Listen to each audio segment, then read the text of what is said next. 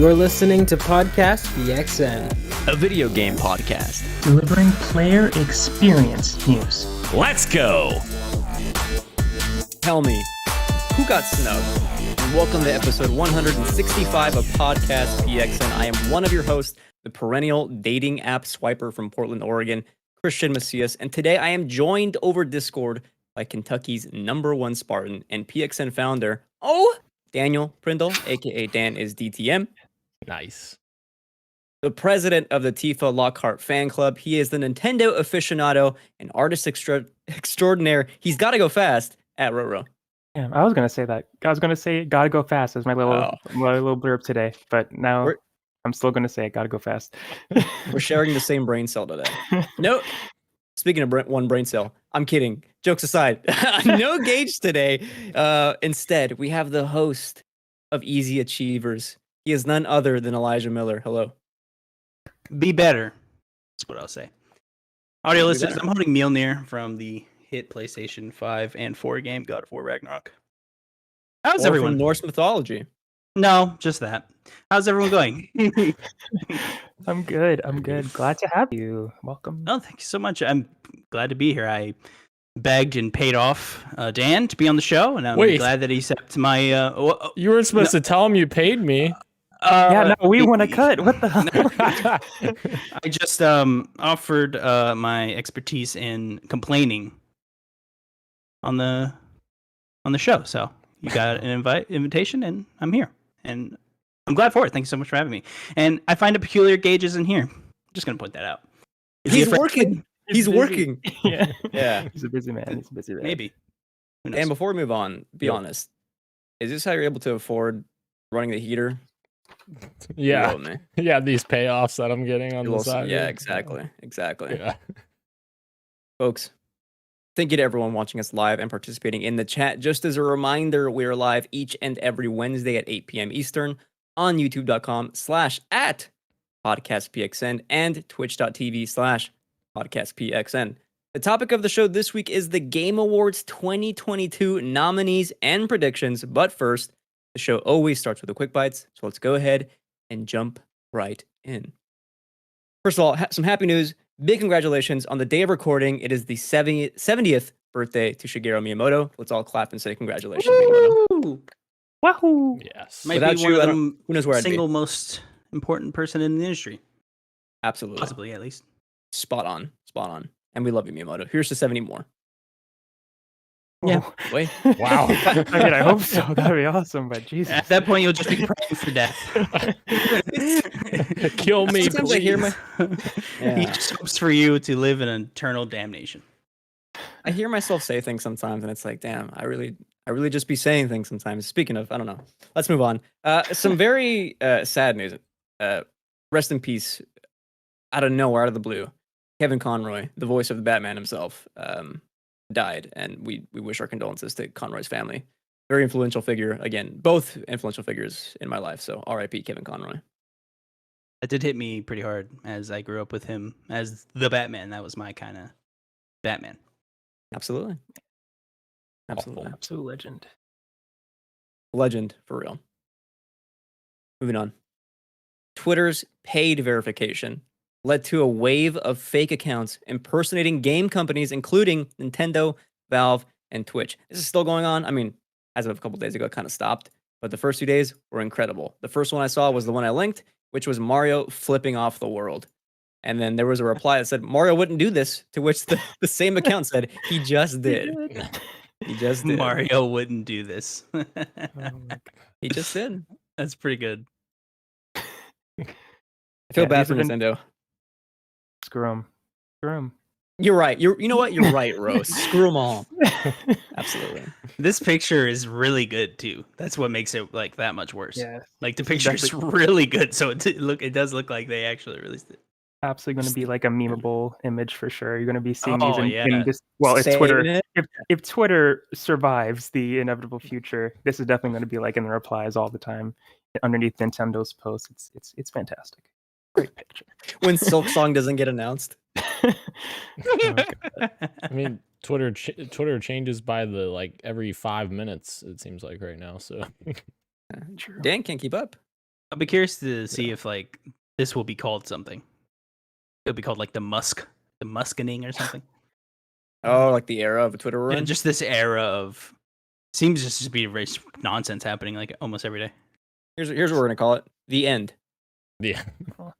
The end. Oh. Moving on. Back to Tumblr. Some good news. Battlefield 2042 is coming to Game Pass Ultimate and available for EA Access subs later this month. I don't think there's a hard date yet, but we're running close to the end of the month here. But that hopefully will show up on Xbox Game Pass. Contender against Warzone 2.0? Probably not. Hilarious that you even mentioned it, but yeah. They are putting in I a lot of good updates for this game, though, and it seems like the new updates that are on their way very soon will change it back to a more classic Battlefield experience with the class-based system. So. After 2 years or whatever it is. Yeah, well, a year, but yeah, that's fair. EA just continuing to just not care, it seems. Yeah. Was there not a report like a couple months ago that said that the internal team is focusing on shifting on to the next Battlefield because like this one was kind of like they're almost writing it off? Oh no, I think that was confirmed to be false. So I take that back. It was confirmed to be false from EA though, so it's like, was it? I think I might be incorrect in that. Truth might be somewhere in the middle. There could be a team that's like working on the next one and a team that's trying to get this one back on track. So who knows? Which is probably the most true thing out of that. Mm-hmm. We'll see how Battlefield does after it comes to Game Pass Ultimate. I'm sure people who haven't tried it, who have Game Pass, might be able to jump in. However, Warzone 2.0 is also free and new, so stiff competition this fall. Fair. Moving on. A modder has shared a blueprint allowing fans to build their own portable Wii and GameCube. I have nothing to say about this. I think this is a really cool, massive dub, in my opinion. If Nintendo won't do it themselves, so I can play Kirby Air Ride on to go, here's the next way I can do it. Next best way. It's so cool. I wish people would just sell these things. I know it's like obviously super hard to make this in the first place, but if they were able to mass produce these things, I would buy this in an instant. This is so freaking cool. The images are quite insane, and also I agree. I am shocked Nintendo doesn't embrace their past as much as everyone would clearly like them to. I mean, it wasn't that long ago that we had Virtual Console on Wii, and it seems that is almost a Nintendo we might not see for at least a while. What? Go ahead. Sorry, Dan. You might be saying the same thing I was going to say, so you go ahead. No, go ahead. I want to see what you're going to say first. Where the hell is the N64 Mini that was rumored for so many years? That's exactly what I was going to say. Yeah. I was going to say, what happened to all these mini consoles that they're doing? PlayStation was doing it. Nintendo started doing it too. Like they want you to sign up for their online service. They don't want your money once. They want your money a bunch of times. Was it not that like a while ago there was a patent that came out for an N64 controller, wireless controller? And so people thought like, oh, this must be for the Mini. They ended up being just an accessory for Nintendo Switch Online. Yeah. Bummer. Big bummer. Yeah. Speaking of bummers, I mean, this isn't even on the quick bites. I just want a way to play Air Ride again. I'm going to have to download Dolphin Emulator. Let's be real. Yeah. I miss that game. Yeah, I watch people stream it sometimes. I watch them stream it on TikTok. Anyway, let's move on. More cool news. Remedy has confirmed that Control 2 is in development for PS5, Xbox Series X, presumably S as well, and PC, and is being co-developed with 505 Games. Can't wait. I love Control. Can't wait to see what they have in store for Control 2. Yes. Interesting that they needed the help with 505. Not, of course, unseen, but I think it's clear that they have so much on their plate that they definitely have to get some help somewhere else too. Well, and I think, correct me if I'm wrong, but I believe 505 published the first game as well. Correct, published, but I believe they're actually like contracting people through 505 as well. Yeah. Astral Maze is one of the coolest moments I had playing that game. I mean, anybody who played that game is like Astral Maze. Top favorite parts of that game. So good. You're speaking to my heart there. It's so cool. You know, that felt a bit like, I hate to use this word, but overhyped to me because like everyone was like saying, "Oh, you just wait to get to the maze." And I was like, this was cool, Nah, I take it back. It was cool. I didn't have people I had telling me to different get to that. expectations. Sure. Yeah. For me, I went into that game without like a lot of people telling me about it. It had been a lot of time had passed since the game came out, so I went into that section like not knowing what I was about to get into. So I just had a blast with it. I didn't have any expectations, so Gotcha. I may have come up a little bit higher than some other people. Yeah, might same have. here. One Yeah. person told me like, "This is Yeah. cool," and I was like, "Oh, cool." So I wasn't hyped that much. To me, I'm like super jazzed about the setting. The Federal Bureau of Control building is like sublime to me. It's So cool. endlessly cool. So can't wait. One of the most underrated games in the past 5 years. Yeah, absolutely. Moving on, CD Projekt announces The Witcher 3 for new gen consoles and PC will release later in December. That is next month. A couple of weeks away, you'll be able to play next gen versions of The Witcher 3 Wild Hunt. Be excited, Witcher fans. Oh yeah. Witch it up. Maybe I'll finally play the DLC. I haven't played the DLC. Very good DLC. So I've heard. Yeah. Some people like Blood as I think Blood and Wine is the second one. Some people like that more than like the base game, which is like crazy to think about. Okay. Just the resounding fantastic. Can't wait. Never Witcher never clicked with me. So yeah. Christian's looking for something that could be To used segue? to punch me through the screen or something. No, I was looking to segue to the next item. So I think I that's think my segue. Christian. Oh, okay. Christian, I think Rauw is saying no freaking thanks. Speaking of no good one. freaking thanks, NFTs, PlayStation. Thank you, Dan. I'll give me a quick high five. PlayStation has been working on NFTs and blockchain tech. Now, working is a strong word here to use. They just like they published a patent. Sony does do a lot of patents that they never do anything with. But still, is this something that we want Sony to get involved with? I'm erring on the side of no. I don't particularly want this. I would reckon a lot of gamers don't want it either, but they're covering their asses and doing something with NFTs. So we'll wait and see if Jim Ryan wants to do something with this.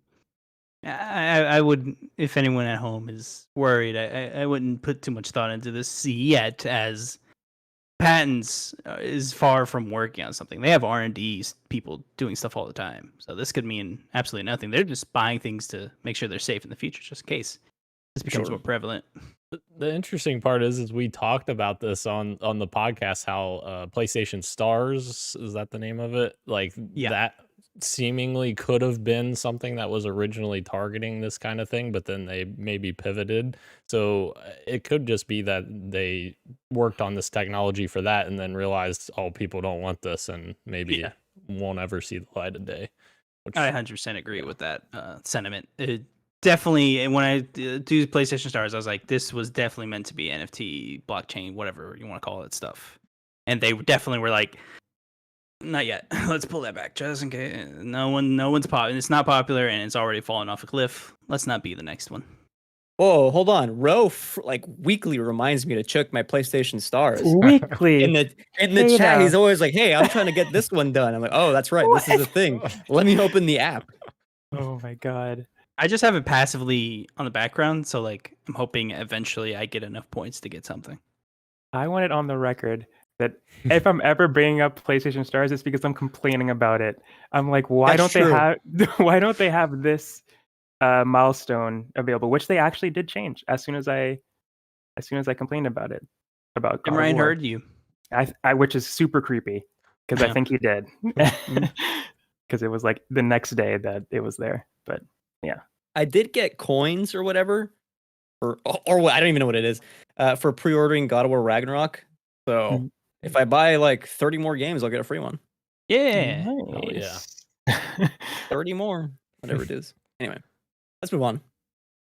Rockstar reportedly once turned down a Grand Theft Auto movie starring none other than Marshall Mathers, Eminem, and directed by Tony Scott. This could have been a banger. I'm not gonna lie to you.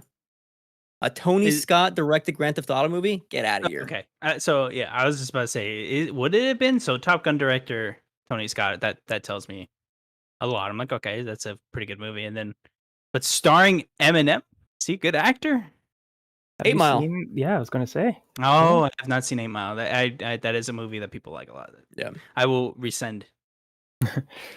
And he fits that. Speaking of, sorry. yeah. He fits that like that look, I guess, that they're looking for. What are you trying to GTA. say right now? What are Yeah, you trying to say? Just say it. Say like- it. like we a know f- what you want to say. Like That is the Eminem. most suburban thing you've ever said in my goddamn life. The look. He's got the look. He's got the chain. GTA look. Yeah. He wears a beanie. Look at him. He looks nefarious. He's so urban. Oh man.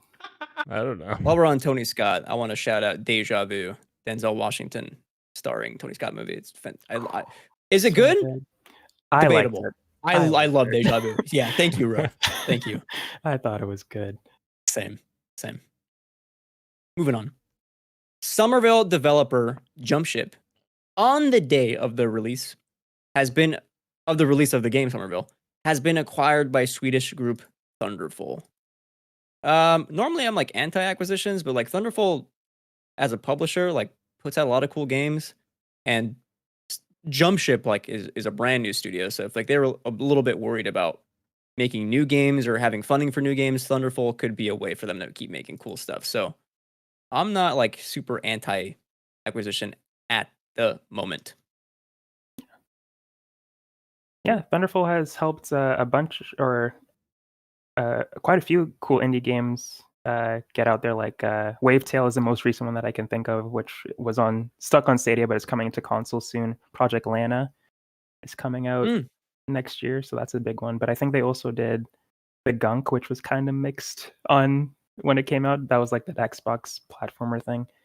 So yeah, it's always good when the indies get a little bit more security to continue making their games. So that's good. Agreed, and I think it's assuring that Thunderful specifically said about Jumpship, quote, retain creative autonomy. That's always good. End quote. Yep. So. Yeah. Here are some bigger games, by the way, from Thunderful. I mean, bigger, but like more games you might recognize. Lego Brick Tales, Curse to Golf, Fire Girl, Lost in Random, White Shadows, etc., etc., etc. Another Harvest Moon game. Interesting. Ooh.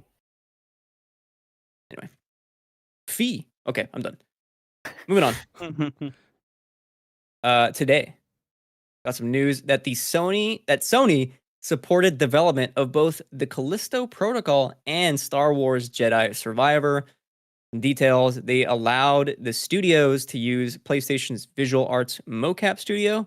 So Sony essentially contributed to some of Callisto Protocol's cinematics. Same with Jedi Survivor. And they also helped develop characters for Star Wars Jedi Survivor. Found that pretty cool. Interesting. Yeah, and Michael Mombauer himself came out and was like, they didn't just help us with that too. Like they helped a lot.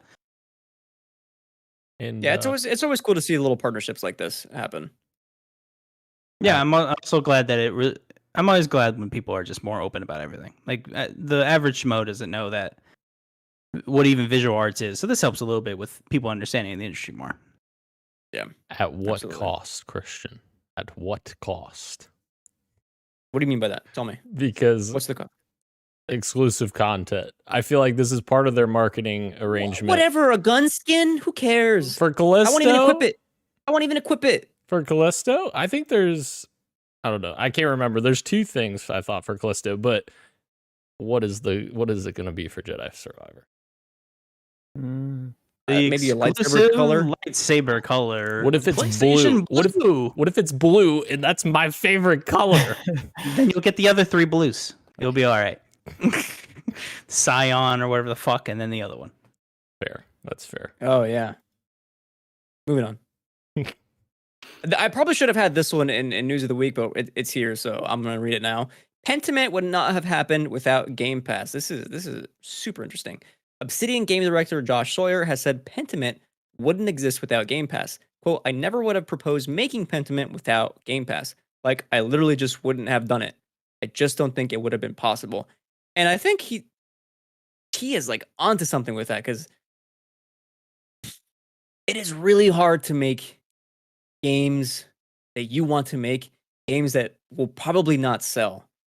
And it is like super intriguing to think of Game Pass as a platform to pitch ideas for games that otherwise would not have been made, knowing that Xbox might have the funding to make that game. Case in point, Pentiment came out to like resounding critical acclaim. Just this week, last week. So that is super cool to see. And I hope we actually see more of this going forward. I think it's also interesting that Obsidian themselves was like, "Hey, we're going to be making Outer Worlds 2. We're also making Avowed. Oh, and by the way, we're going to have like a small team just go make a 10 out of 10 game on the side while we're doing that." And Grounded. So I think that, and I always forget Grounded, yes, and continuing a games as a service while doing all of that. That is also very good. So I think it speaks to itself that Obsidian is definitely the powerhouse in the Xbox Game Studios, and it's kind of nice that Xbox has something they didn't just buy. Although that's kind of what happened with Obsidian. At least they got good with Xbox rather than they got really good and then Xbox just bought them. Seems a little more partnership here than anything else, but very happy to see. Obsidian's the best. I love them. And yeah, this is a really great thing because Game Pass, obviously, a developer to put something into Game Pass, they don't have to worry about like this game needs to sell X amount of units in order for us to be profitable or whatever. They just can release this game into Game Pass and it'll help bring people in because obviously there's going to be people who are interested in this game or another game or, So yeah, I think that's great. It's one of the benefits of Game Pass, and also allows a team like Obsidian to break up into other smaller teams. So you have your small 15-person Grounded team, you have your small Pentiment team, and then you can still have your big AAA teams as well. So very cool. I want to see more small games like these that get critical acclaim be given more platforms too. So seeing it like on Game Pass is great. I want to see more of this moving forward. Agreed. Make it happen. This next segment is only for Rauw. Oh no. Rauw reacts. Kishimoto says that the Sonic team is taking feedback from players and critics akin to the release of Sonic Frontiers to a global playtest. Let's read the tweet from Morio Kishimoto. I'm sorry I couldn't contact you because I've been busy since the release date. I'm relieved that the release date has arrived and that it seems to have reached everyone safely. We are checking the opinions of the critics and everyone. As you pointed out, we still have a long way to go, and we take this seriously as a global playtest. Now, a lot of people have maybe misread that as taking that Kishimoto saying the game's release is a global playtest. Yeah. I think he's just kind of akinning like the seriousness that people take feedback with playtests to Sonic Frontiers release. IMO. That's how I'm reading it. That's how I'm reading it too. I could understand why people are like, what the heck? We just paid $70 or $90, depending on where you're equating this full price game to a essentially a demo to just gather feedbacks for your potentially next $70 game. Hopefully that one's better. So I can understand why people might have kind of jumped to conclusions there. But I think this is actually a good statement that they're paying attention to what the community is saying about the game here, and hopefully they take the criticisms from this launch and apply those mistakes or not make the same mistakes as they did with this one in the next Sonic game. That's what I got from it. It is a little bit messy. English to Japanese English is always messy, so I can understand why this might have gotten a little bit messed up in translation. But with that said, the launch of Sonic Frontiers wasn't perfect, and it should have been better. I will also say the Sonic team isn't as big as people think it is. It's a pretty small team. But that also said, it's Sega. They have the money. I think they could have added a couple more people if they needed to. But yeah. Do you think a delay would have helped? Like Yes, legit? Absolutely. Absolutely, yeah. I do think so. And it was really upsetting. As much as I wanted it this year, and I'm happy I got it this year because I had a freaking blast with it. It was upsetting to see when those trailers came out, them just saying, no, you don't understand. No, we're not going to delay this game. Just like putting their foot down, saying like you, and to an extent, I enjoyed myself with it, but a delay definitely would have maybe not allowed those 1 out of 10s that we saw, those 4 out of 10s that we saw from different outlets, if they took the time to fix the performance at the very least. But yeah. Also, here's what we won't do. I saw a lot of review bombs because a certain YouTuber put out a Yes. video that they didn't enjoy the game. That does. Okay, Ro named him. I'm So yeah, sorry. I'm Donkey. sorry. If you know, if you know. Yeah, you know, You know, yeah. if you know, you know, yeah. And that does not help developers for feedback to make the sequel, because there is going to be a sequel better. Also, side note to this side note, I saw a GIF of Sonic running. Spoilers, I guess. Maybe it was part of the demo. I don't know. Spoilers. But no. Hold on. I'm getting to the spoiler part. So if you don't want to know, Sonic ran. I don't know if that's a spoiler. close your ears for 5 seconds. He's running with the Chaos Emeralds and he turns supersonic. And I was like, damn, maybe I should play this game. Yes, he does turn supersonic. That's not a spoiler. That was in one of the trailers. So hopefully, It looks people so know. cool. Did he finally go Supersonic 3? He went supersonic 4. Oh. Supersonic. I'm buying it now. That's how you do it. Oh my god. Swag. Sonic got that swag. And we Yeah. got the news of the week. So let's move on over into PXN news of the week. That was an awful segue. Here's a little mini, or a little mini segment, whatever, within a segment. Phil Spencer says this whole little bit of news here is spawned from Phil Spencer saying things on a podcast. First, on Call of Duty. Again, as always, as he's been saying for the past couple of weeks. Phil Spencer has doubled down. Call of Duty will remain available natively on PlayStation. No Game Pass app on PlayStation required. If they want a streaming version of that, they can do that, but native will remain on PlayStation. He is also open to a longer term commitment that Sony would be comfortable with, so that Jim Ryan can relax a little bit. He also goes on to say that the ABK deal, Activision Blizzard, is primarily about Candy Crush, not Call of Duty, saying that the Xbox business would be untenable if it doesn't gain relevance on mobile, which, of course, mobile is one of the biggest markets in gaming, period. There's a lot of money to be made on mobile. And of course, if you just bought Activision Blizzard, you're out a lot of money. You want to make some of it back. Trying to get subscribers up on Game Pass. How do you do that? By bolstering up your mobile presence. Candy Crush in point. So, a lot there. First, let's talk about Call of Duty. What do you think? Is Phil Spencer being legit? Duh. Can we trust him? Probably. Yeah. I think that's what we've been saying, the last several weeks. It's like, it doesn't really make sense for them to not have it on PlayStation because it makes so much freaking money. We just talked about it last week, how it made $1 billion in a week? Like, that's insane. 5 days. Yeah.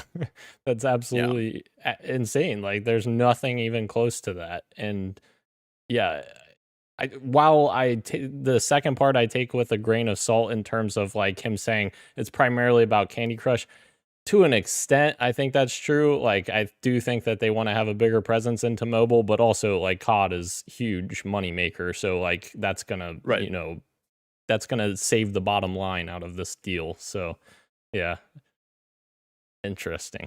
Interesting.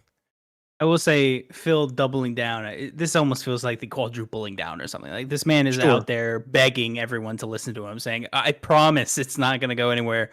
Wink. I don't think anyone really has to worry about Call of Duty going anywhere anytime soon.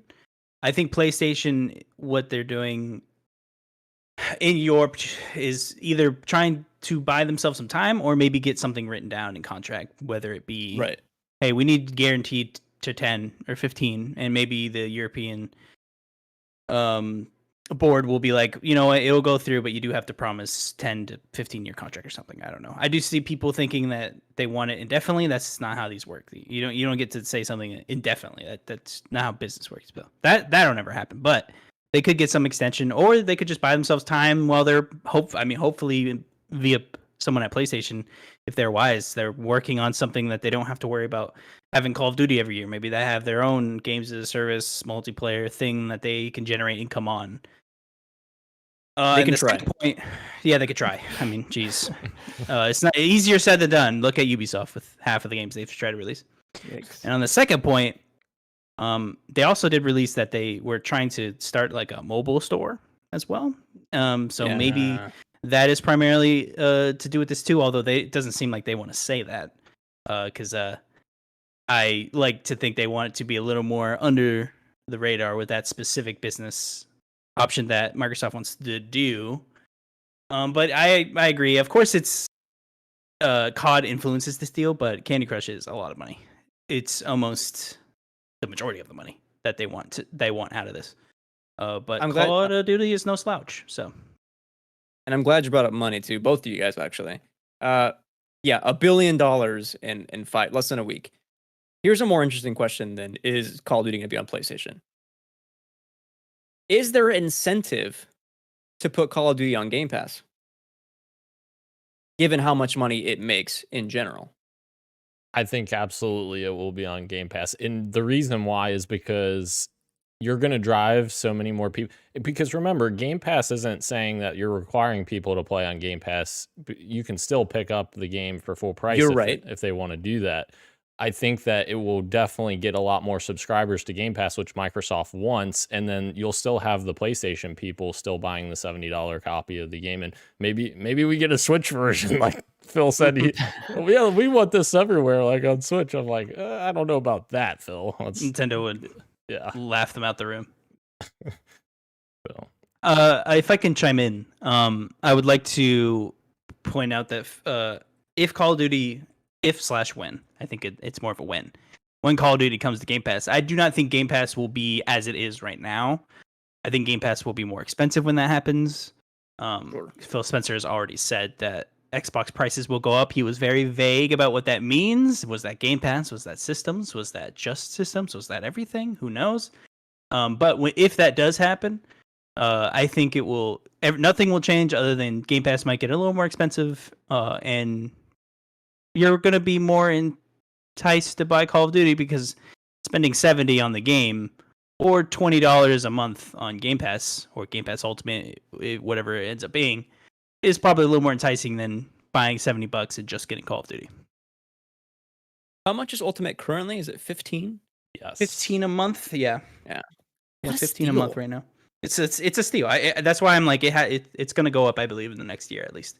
It has to. There's no way that they keep this going. Gage said the same thing last year, I think, and here we are, still the same price. I mean, if anyone can bleed money, it is Microsoft. So sure. I just think at some point the CEO is going to come by and be like, "When's it going to happen? what's the number that it needs to reach?" And then you hit the spigot, and it's like, "All right, that's it. Now it's double the price, but it's still going to be good."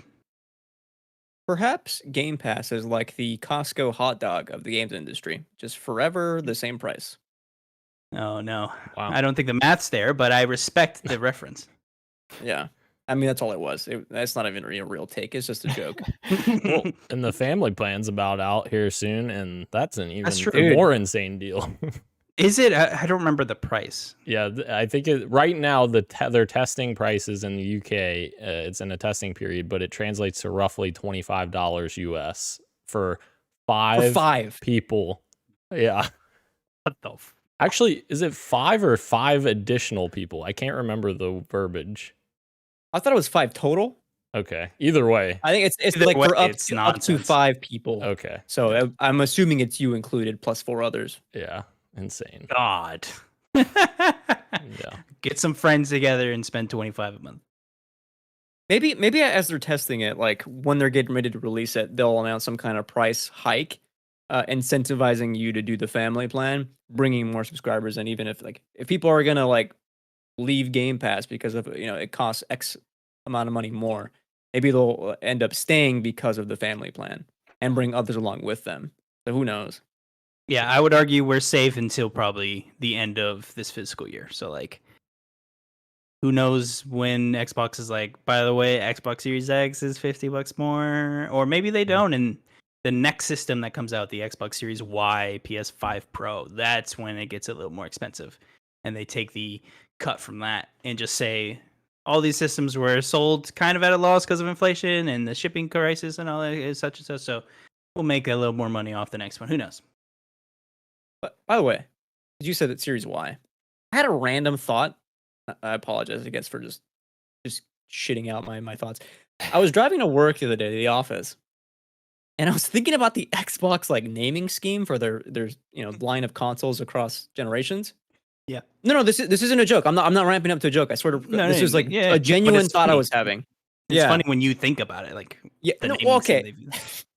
So I was thinking about it, people were giving Xbox crap because obviously Xbox One, you can't say that, but you have to say the original Xbox because you're not talking about the first one. It gets a little confusing. However, I don't think they could have done the traditional route, like doing a 1, 2, 3, and 4. I don't think that would have ever worked because there were one generation behind PlayStation. And if, someone's mom is at the store saying, which one am I going to buy for my son? Oh, well, the PlayStation 4 is newer than the 3. Yeah. You know what I mean? Like, yeah. I don't Agreed. No, you're years to realize this. No, yeah, you're 100% right. That is why they can't just go numerical, because the moms and trust me, I used to work at GameStop. The moms will not know, and they'll just go, "Oh, well, I mean, that high number probably means it's better." Boom, and then boom. Right. How many times does that happen? 10% of your sales? That's a lot of money. So yeah. Why didn't they do the goat simulator route and just skip a number? They should have. So didn't iPhone do the same thing? iPhone did the thing. There's no 9, right? So make it the X3 or at some point make the 360 the X3. I don't know. There's still time, Phil. Anyway, moving on to Xbox Keynote. This is the cloud streaming console. Phil Spencer said in the same podcast interview that the initial build of Xbox's streaming-only box, Keynote, was too expensive. It was made, however. Phil Spencer wants Keynote to be affordable, quoting between $99 and $129 USD. And he wants it also to include an Xbox controller, making the barrier to entry for gaming on Xbox insanely cheap. Cheaper even than the Series S. Dan, you were tweeting about this. I did, yes. I would like someone to pull back the tapes when we were talking about this, because I'm 99% sure I said they were going to go for a $99 price point with a controller, and look at that. Almost I don't recall. Oh, yeah, of course. Anyway, yeah. Crazy. No, but yeah, that is the sweet spot. And like, I totally agree with Phil that you want to have a decent distance away from the Series S, because if you have, Keynote that costs $199 and you have the Series S at $299, who's going to pay $199 for a cloud streaming box when you could just pay $100 more for a more powerful local box that is obviously going to run better than a cloud performing box? So yeah, I agree with them. I think $100 is the sweet spot if they can get there, which apparently they can't get there right now. But maybe in the future. No. You can tell Phil works. You can tell Phil works at Microsoft, because that is a ridiculous number to try to hit and include a controller. It's just the the numbers aren't there to like make that a viable thing to sell, unless they're just okay with just getting ripped in your costs post sell through, which is fine. Of course, that's Microsoft. They don't mind bleeding money, of course. But 100 with a controller, that's a little, I think, unobtainable unless this thing is low bar and it's pretty much a Wi-Fi connector in that thing. Which some argue that's all you need. I don't know. I thought it would have already been out. I've said that year over year. Like since we heard rumblings, I'm like, next year it's gonna be out. Another year passed. All right, it's next year. All right, and this sign is really gonna come in. I think it's DOA. I think it's dead before it even hit the ground. Because if that is the goal, that's not gonna be hit. Especially in the next 3 years when all of this is gonna get even more expensive. I don't know that I would agree with that though, because like you have things like Fire Stick 4K Max that costs what, like $50, and I mean that's got a pretty powerful CPU. All this thing is doing is just hitting their cloud services, right? Like it doesn't need anything super powerful. I wouldn't think it would need anything more powerful than what Amazon's doing with the Fire Stick. Like, why not partner with Amazon and just put an app on Amazon Fire Stick? Now that I'm saying this out loud, although shit, they have their own service. Never mind. Yeah. Well, that, and also they already partnered with Samsung to be on TVs, and that probably has some sort of exclusivity thing. Yeah. To go back to your original, have you ever tried streaming something via your Series X?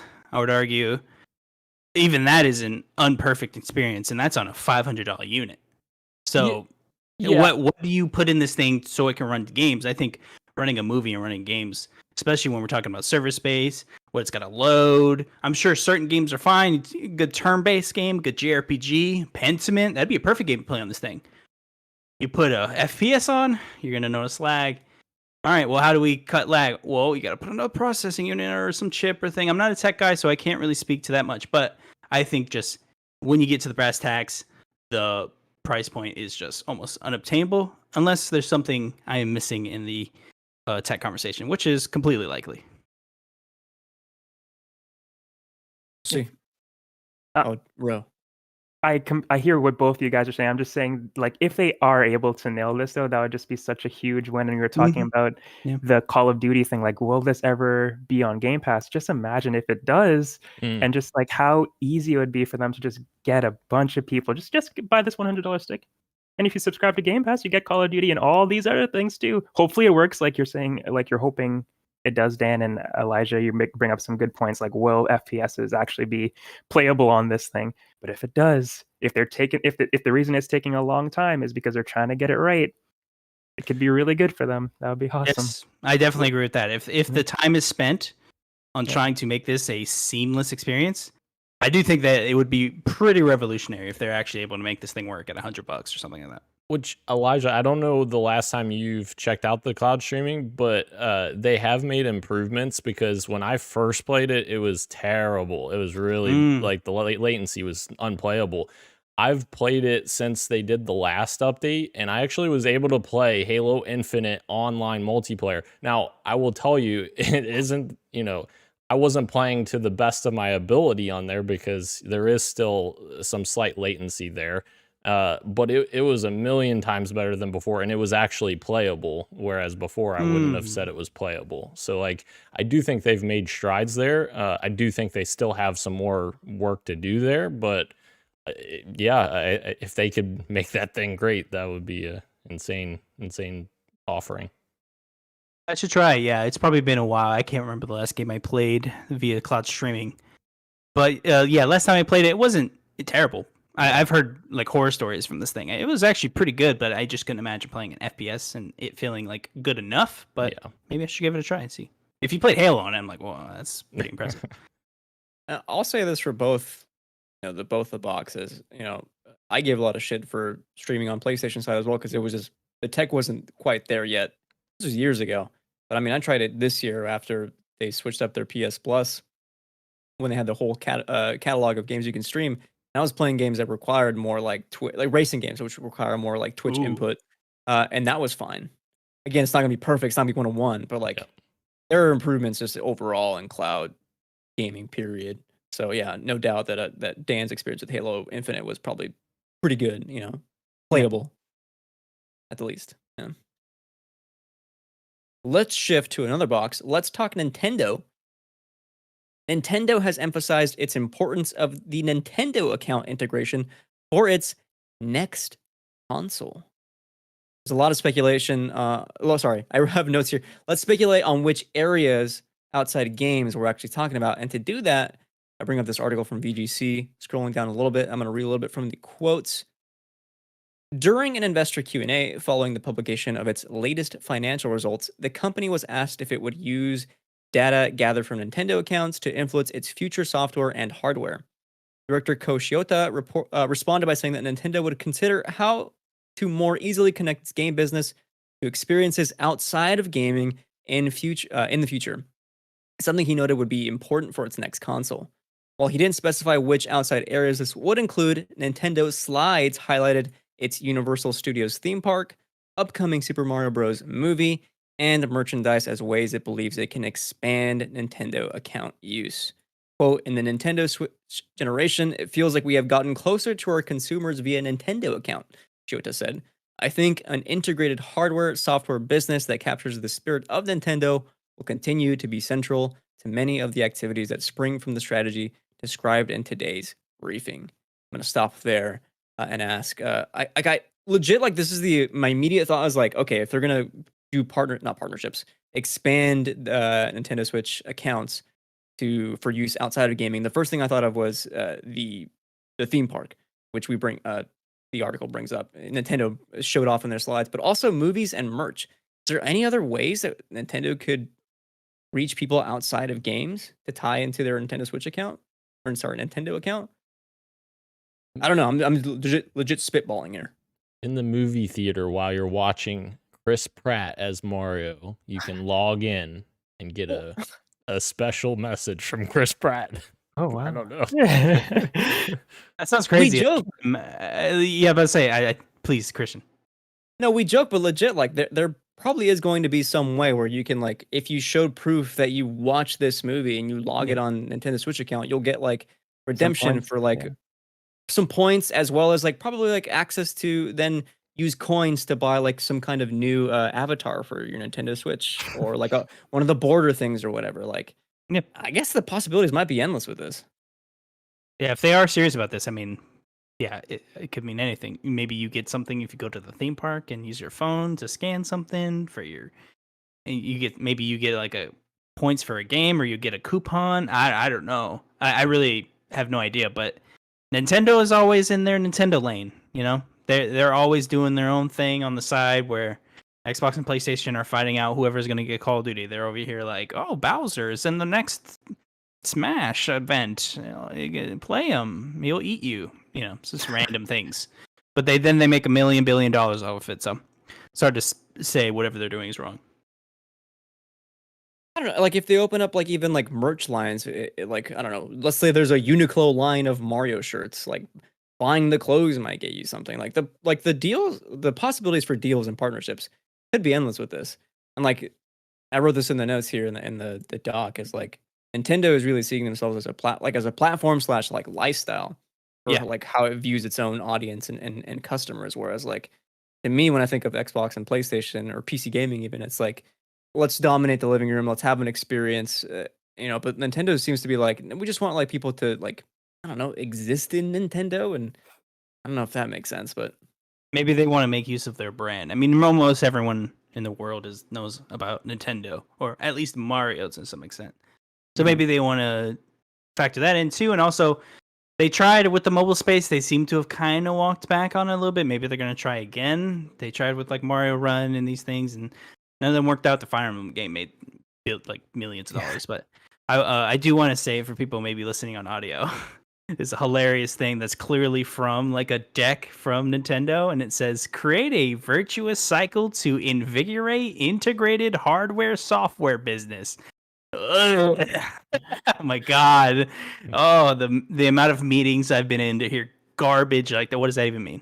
But I will say, Nintendo, yeah, I get it. They want to expand their IP. It seems like Microsoft's almost doing that same thing that we brought up earlier. Like, more people tap into the market where you're not at, right? We're hit the console people. We got who we're gonna get. How do we expand the number of people we have access to? I think it's exciting that Nintendo was thinking about their next console. Thank Even you if for it's super early stages, but that's exciting. I wouldn't be shocked if it comes out next year. No, it absolutely will not. Absolutely will not. That was my next question. Let's speculate on what the next console will be and when we get to see it. It is 1,000% not coming out next year. There's no fucking way. When we say console, do we mean a new Switch 2 or a Switch subsect of consoles? What are we discussing here? I think the article is suggesting like a new console. No, yes, the article, correct. Yeah. I think there will be a new subsect of Switch out next year, not a new Switch 2 thing. Right. Well, like an iterative version, right? Like a Switch Pro. That people like to say Switch Pro. Something in the Switch family that's still on the commercial. It says Switch Lite, and then the third option, Switch Pro, that people use. I do not think there will be a Switch 2. Probably in the next 4 years. Yeah. I think that's gonna fall. Like, does Nintendo consider a Switch Pro as a next generation platform? Yeah, probably. Buzzwords. That's what I would fall back on. They want the buzzwords out there. This is the next gen thing. It's backwards compatible. There might be some things like a new Nintendo 3DS. They did that where like it can only run new Nintendo games, and then in reality, it's like you got like 3 games, and then everything else can run on both things. Fair. VGC article continues, and I'm quoting here from the Nintendo spokesperson. We are not at a stage where we can talk about the next generation platform, but we think it's most important to create unique integrated hardware, software, products. The activities we leverage through Nintendo account should be well connected to these products.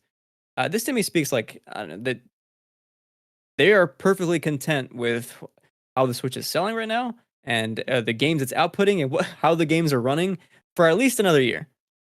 You know what the Nintendo account should be well integrated with? The Switch. Yeah. You know, like That is yes. like social features, like friends. Really, any and- online functionality on the Switch would be nice. That work will. What's your 16-digit unique friend code? Oh, I'm glad you asked. 7843334. Insane. What is this? What year is it on this thing? Oh god. Yeah. I just want the games to look and run good. You know what I'm saying? Yeah, me too. I'm fine. Honestly, like at this point, I'm done trying to have Nintendo be an Xbox. Just make your own thing, but let's push it up a little bit. I'm tired of these games still being in 1080p. Let's get creative. You don't have to compromise art style by like having more powerful hardware is my thing. You can still have the games look the way they look. That's part of why I love Nintendo games so much is their uncompromising art style. But I want them to run and be outputting on some like higher settings. Let's come on now. Yeah. I'm excited for the next Pokemon game, but God, it doesn't look like it runs well at all on that poor Switch that's still out. Oh. It's getting old. We need something new. I agree. Speaking of new, let's check in with our fantasy draft check-in. We had a couple games this week that came out. One from me, one from Gage, and one from Dan. Dan, did you? By the way, I'm gonna start with Dan. Two Did for I miss Dan. one? 2 for Dan. Okay. Well, you'll have to tell me the other one. But did you pick up this one that I'm highlighting right now, like the last minute? Which one? When did you look at the doc? And Oh wait, I'm sorry. God of War was last week. Sorry, never mind. Yeah. Only one. Yes, Yeah, Among Us is. Elijah not, said it. That's Elijah yours. said it. So let me start with. Oh. So let's start with the one I'm highlighting. Shit. Oh, did I fuck Sorry, up? no, I'm sorry. sorry. I had it covered with the story. I'm sorry. Yeah, no, I picked that up like 2 months ago. Okay, fair. Okay, that's my only question. Yeah, Pentiment is a game that came out. We just talked about it earlier in the news, and that has gotten on OpenCritic 86 average, giving Dan 16 points. It's actually lower than I thought. I thought it'd be higher than that. That's still fantastic, though. Let's be real. No. 86 Oh, is- I'm is- sorry. That did sound like I was being negative. That is incredibly strong for a debut game, for sure. Leaving And also- Dan. Yeah. Sorry, and also given both the art style and the gameplay aesthetics, as some people are just not going to be into that stuff. Yeah. Sure. This puts Dan at a whopping 177. Of course, we knew that this guy was gonna. As soon as God of War was like, it's coming out this year, and like, It's oh yeah, over. Dan, congrats. Ro and I will fight for second place. Hey, it's not over yet. I still got 2 more games left. You guys got games left. I have one more game left, Oh, and Yeah, Yeah. same. never mind. We'll talk about this. Hold on. Hold that. I have 2 games left actually. But And this guy keeps going, huh? I'm sorry. Oh. I'm sorry. I'm kidding. The next game that released this week is Somerville from Jumpship, previous devs of Playdead. This has a Open Critic average of 72, giving Gage 2 points and giving Rauw -2 points for counterpicking it. Yeah, This I'm- puts. I'm just happy it didn't get more points because I was sure this game was going to be a banger. And I mean, 73 is okay. That's technically good on this scale, or 72, yes. But this, I counterpicked this at a time where there wasn't a lot of games on our list. I just picked the one that I thought, okay, the safest one out of all the other games on everybody's list. These are going to be bangers for sure. Somerville is the only one that I was kind of meh. I'm mixed emotions about the score because I'm still interested in playing it. Yeah. Only a 4 to 5 hour game, according to howlongtobeat.com. That's awesome. Perfect. Lovely. Yeah, love small games. This puts Rauw at 130 points as of right now. Now, I also picked up a game this week. I didn't pick it up this week, but it released this week. That is Among Us VR. On OpenCritic, it has received an 82 critic average, giving me 12 points, bringing me to a total of 131. That is 1 point ahead of Rauw. Ladies and gentlemen, we have ourselves a game. Oh. I said I have 2 games left, but one of those games is River City Girl, which I'm not confident is going to release this year anymore. It could be a December game possibly, but the way Forward is talking about it, it seems like it might be pushed to next year. And the other game I won't reveal yet, but I picked up a game to fill my last spot, and that's coming out next year, or not next year, in December. So hopefully it's a good one. Hopefully it's enough to beat Christian. Is Hollow Knight coming out, Christian? Friendlier. Okay, perfect. Thank you for this. I have 3 games left. Hollow Knight Silk Song, which I can no longer drop. I can't drop that, so let's pray of a stealth drop. It's not gonna happen. It is what it is. The other is what we're looking at Bone Lab, which did release. I still does not have enough reviews for me to log this. Whatever. And then which leads us to my next point. This week, Pokemon Scarlet and Violet, which releases in 2 days. Getting a little nervous. There's no reviews yet, so yeah, that is a little strange. Yeah. I think that was counterpicked by Gage. Yeah. Oh, really? Oh, yeah. But sadly, Gage only has 31 points. What happened? All his games got delayed. Yeah. Oh no! Oh my god! And to be fair, he didn't replace them. We kept telling him, and he's like, "Oh, I'll get it. I couldn't figure it out." And then I was like, "I'll show you." I finally showed him, and he did finally pick up some. But yeah, swag. Love to see it. That does it for our fantasy draft check-in. Let's move on to what you got for me. Find out what we've been playing this week, as always. In order here, we'll replace Cage with Elijah. Dan, what have you been playing this week? Yes, I completed The Last of Us Part 2, gentlemen. Yay. It's done.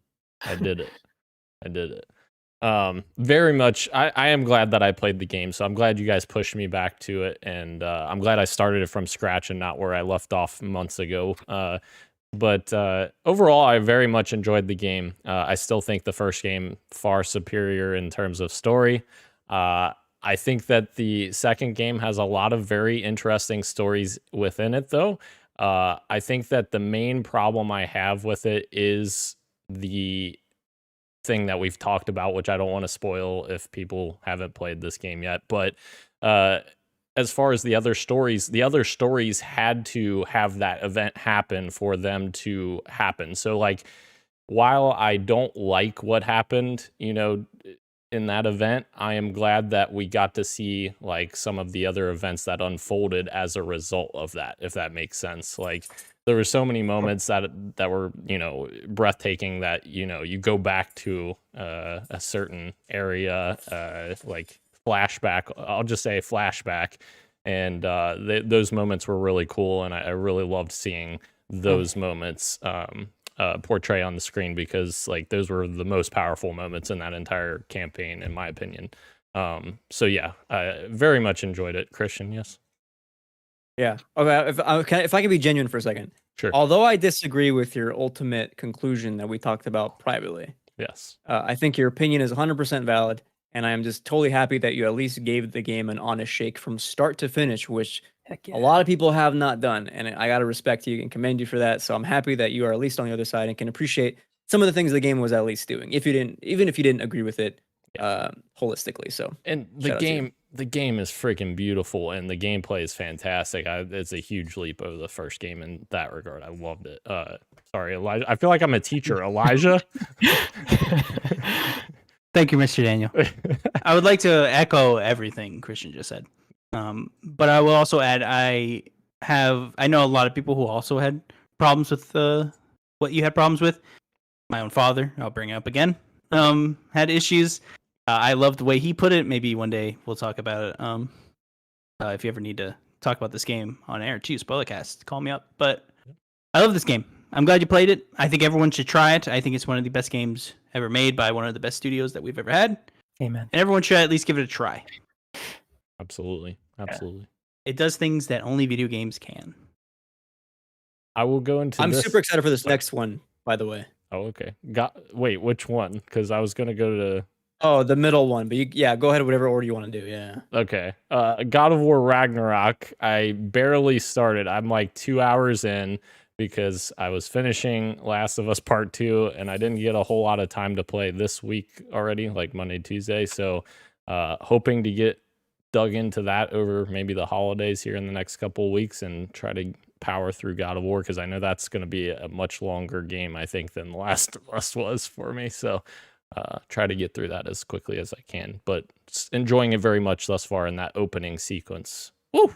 Very good so far. And yes, the final one, FanFest Trivia. Xbox hosted their third FanFest Trivia this weekend, and I joined.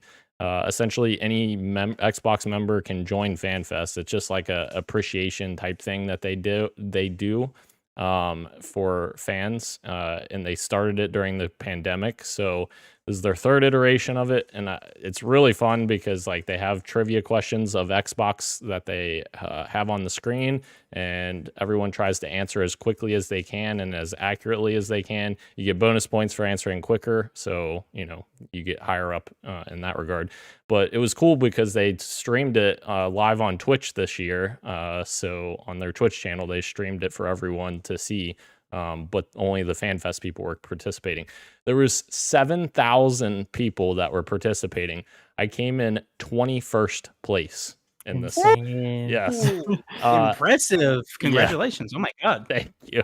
But even more than that, like the prizes they gave away for this are awesome because they had prizes for everyone. First of all, they had a tiny prize for everyone to choose from that it was like a very minimal thing, but the top 500, top 250, top 100, top 10, and then the number one person all got different tiers of prizes. I got over $160 in Microsoft points to redeem essentially. Ooh. So I convert the Microsoft points into like real world Microsoft money, and $160 worth of that. I got a couple controllers that were from giveaways. I'm forgetting something, but yeah, it was really cool prizes. I'm very, very happy about that and appreciative. So very cool. And you got a response from Phil Spencer. From Phil? Or was it from Xbox? It was from Xbox. It was from Xbox. Yeah. No, but Phil runs Xbox. Yeah. So he's not incorrect. Yeah, that's true. Phil Spencer runs the Xbox. Could have been him. No, it wasn't. No, it was. I would like to quickly add, do you remember a question? Just give everyone a taste. Like, what kind of questions they asking on this? Hardcore stuff, general knowledge? What's up? There was some very hard questions, especially near the end. So actually the last question I actually got wrong because I had no idea. The last question was how many cars were in the Forza Horizon 5 Hot Wheels expansion DLC. I was like, I have no freaking clue. What do you mean? 110. I think it was 20. I think the answer was 20, maybe. I don't know. Or maybe I answered 20 and it was wrong. I don't know. But yeah, they were there was a lot of questions. One that you guys will laugh at me for. One of the first questions, I think it was question 2. It was a Halo question. I read the question wrong and I answered it incorrectly. And I'm like, oh my God, I just fucked my entire thing up here, but I ended up pulling through. They had a whole round actually for Halo, and I got all of those right. So nice. Redeemed myself. Of course. Oh, gotcha. Yeah. Big dub all around. Thank you. Congrats. Yeah. Thank you. Rauw. Yes, sir. Oh my God, I finally get to talk about Sonic Frontiers with you guys. My goodness, I wasn't on last week. I got to miss it. But here I am. Sonic Frontiers is out. It's been getting some pretty controversial, debatable. I'm trying to think of the word where a lot of people like it and a lot of people hate it. Divisive? Divisive, yeah. I think that might be the word I'm looking for. Something like that, where it got a 1 out of 10 from Digital Trends and some other small... yeah, not good. And Nintendo Life gave it a 4 out of 10, I think, as well. And it got review bombed, as we talked about as well. But there were a lot of people that really liked it, gave it a 10 out of 10, gave it a 9. And I think it's sitting at a pretty positive Metacritic score. I think it's settled at like a 73 or something. But I'd love to say that I am on the 10 out of 10 sides. I love this game so much. I must also say, obviously, huge Sonic fan. And I think the people who rated it a 1 out of 10 to 4 out of 10 are reviewing it as a video game, as they should. They're reviewing it as yeah, and I they don't get it. They don't get it, and that's fine. They're reviewing it as a video game, and the people who are reviewing it as a 9 out of 10, I think those people are Sonic fans, and they're reviewing it as a Sonic game, and they understand that this is a good Sonic game. In my opinion, I think this is a great Sonic game. It's for the fans. Like, I'm going to talk about the bad stuff soon, but I'm going to start off with the good stuff. Like, the character interactions are so good and refreshing. The way that the characters talk to each other is just like, it's not cheesy, it's not campy. It's just like, these are real characters for once, and I love the campy Sonic stuff. I love adventure. I love how those games are written. It's cheesy, and I love it. But I love that they actually respected the characters in this one, like Knuckles. The rivalry between Sonic and Knuckles is there. It's real. They're always butting heads, but there's a respect between them. There's like a flashback, guys, in one of the scenes, and the flashback is like for Sonic 3, but they don't like put it in the recent graphics. It's like in the pixelated graphics. Oh, and it's like, this is so cool. freaking cool. Like what is happening? There's like egg memos, which is Eggman's little voice memos that you have to fish out of the water where big the cat is, and it gives you some really cool lore. They reference Sonic Riders in this game. They reference Sonic Adventure. I played top 5 Sonic game, man. I played Sonic Riders. Yeah, and there's just so many cool stuff that Sonic fans theme would song was really good. It was so good, dude. Oh my god.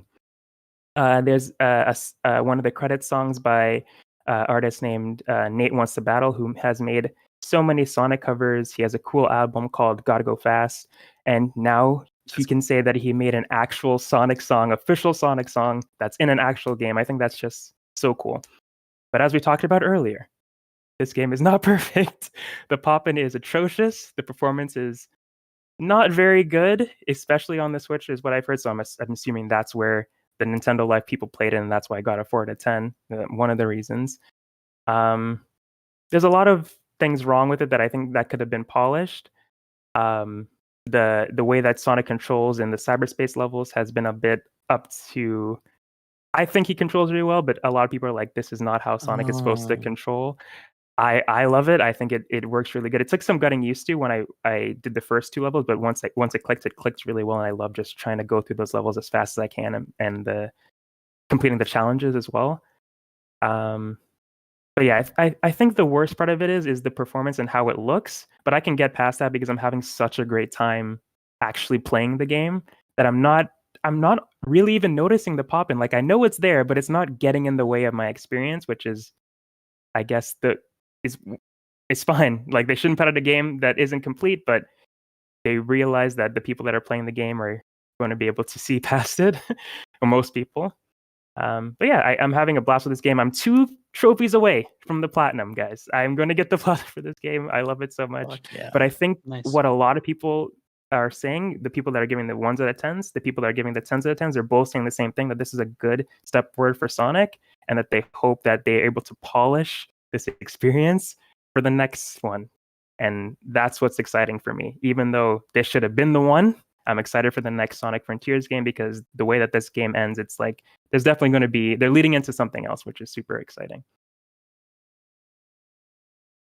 The only thing that I was like really curious about were the cyberspace levels, and I think you answered it, which is you felt like Sonic controlled well. I think my only thing that's holding me back is like how short they are, and like from what I've heard, they vary in terms of quality. Like, some are way better than others. Yeah. But like, I think everything you're saying vibes with me, and that like I think I would like this if I tried it out. I don't know when I'll try it out, but I think I think I have to as a Sonic fan as well. Like, I think you have to as a Sonic fan. I love for sure. Yeah. Yeah. I think the cyberspace levels are really good. I had a blast with them. They're not super imaginative, neither is the open world area. It's so bland. But as I said, I don't really care because I'm loving the character interactions. I'm having a great time with the story, that I'm not really caring about all that stuff. But yeah, I think the gameplay is super fun. I had a blast with it.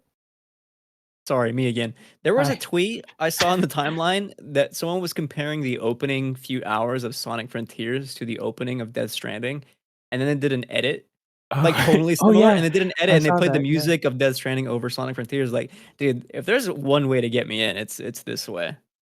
So Dude, I have to play it. playing the open zone areas with your Spotify playlist instead of whatever trash they're giving you to listen to during those open zone areas is another level. It's so fun. The Sonic soundtrack is fantastic, by the way. The vocal stuff and the stuff for the cyberspace stuff. Yes. But the open zone area is just it's too Breath of the Wild. They shouldn't have gone that route. But if they were playing the vocal stuff and the cyberspace levels in the open zone area, it might have been a little weird now that I'm thinking about it. But I have such a blast just like listening to Carly Rae Jepsen and zooming around. It's Hell yeah. awesome. Yeah. Final question on this. Do you Okay. think that Sonic Frontiers, for you personally, has a space in your Game of the Year contender list? Maybe not Oh, as a number man. one spot, but like maybe a top 5. Could it make it? It is on my list for sure. I don't think I could say with confidence that it should be in the actual Game Awards anywhere besides music. But for me, I loved it, and it's definitely on my list of games I loved a lot this year for sure. Yeah. I love that for you. You Yeah. deserve this. Thank you. I'm so excited to talk about Game of the Year with you guys. Oh my god. Yeah, should be fun.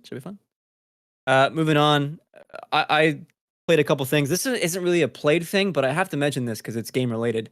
I started listening to the Callisto Protocol Helix Station, which is the podcast starring Gwendolyn Christie as well as Michael Ironside.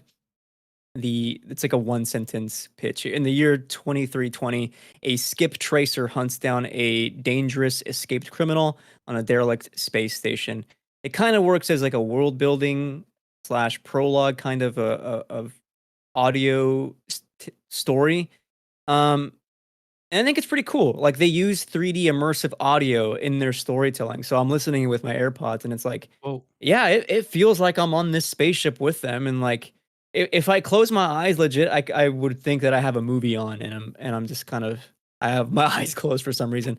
I thought it was pretty great. It's on Spotify. It's on Apple Podcasts. I think it's 8 episodes in right now or something like that. Or maybe it's like less than that, but there's not going to be many episodes. And of course they'll be done by the time the game comes out. But I think it's pretty cool as like some kind of prologue. And each episode is like 15, 20 minutes long, something like that. So if you're interested, maybe check that out. I also played Jabroni Brawl 3, which is a free mod on Steam for Half-Life Alyx 2. You don't need the game Half-Life to play this. And dude, it is my type of shit. Like if you're into FPS games, more specifically, if you're into shit posting, combining the two is fantastic. You're playing the game and every few seconds a modifier gets added that then gets taken off. So like there was one that's like moonwalking where you can only move by walking backwards. There's obviously like low gravity mode, big head. There's like over 40 guns and the guns are ridiculous. And they switch every time you like spawn. And this is when it was in like a free for all mode. And like every gun has a primary way of shooting and a secondary. But the secondary shooting is nuts. Like they're absurd. One of the pistols secondary is like if you click it, your character farts and you get like projected a couple feet forward, so you can use that to evade enemy fire. There's a dubstep gun. There's a cat bomb where if you throw a kitty, it grows when someone goes near it and explodes. The game is wild, and I have only scratched the surface. There's over 100 and something maps. Wow. I can't wait to keep playing it. Like legit, it was a blast. Because I'm giggling playing it. I'm not expecting it to look good or be like life changing or anything. I'm just having a silly little time, and that's all I need sometimes. Speaking of silly little times, I also have been playing God of War Ragnarok. I am 22 hours in as of last night. I don't know how close I am to finishing it. However, I know that a platinum, according to sources online, is around 35 to 40 hours. So I'm approaching I don't want to say approaching the end, but like halfway, a little bit over halfway, maybe. And again, echoing last week's thoughts, is it stronger than 2018 narratively? I'm still not convinced. I think the pitch of 2018's God of War is like super compelling for that game. And this one is different. But it took me a few hours to realize this game is doing something different, and it's not doing the same thing. And for that reason, like alone, I've slowly been learning to enjoy it in a different way. So it's not like which one hits harder for me. It's Ragnarok is hitting different, and in that I'm finding enjoyment. I'll have to wait till the end to kind of flesh out those feelings to see if it actually nails it as like a sequel. But so far, what's there is really good. And let's be honest, the game feels great.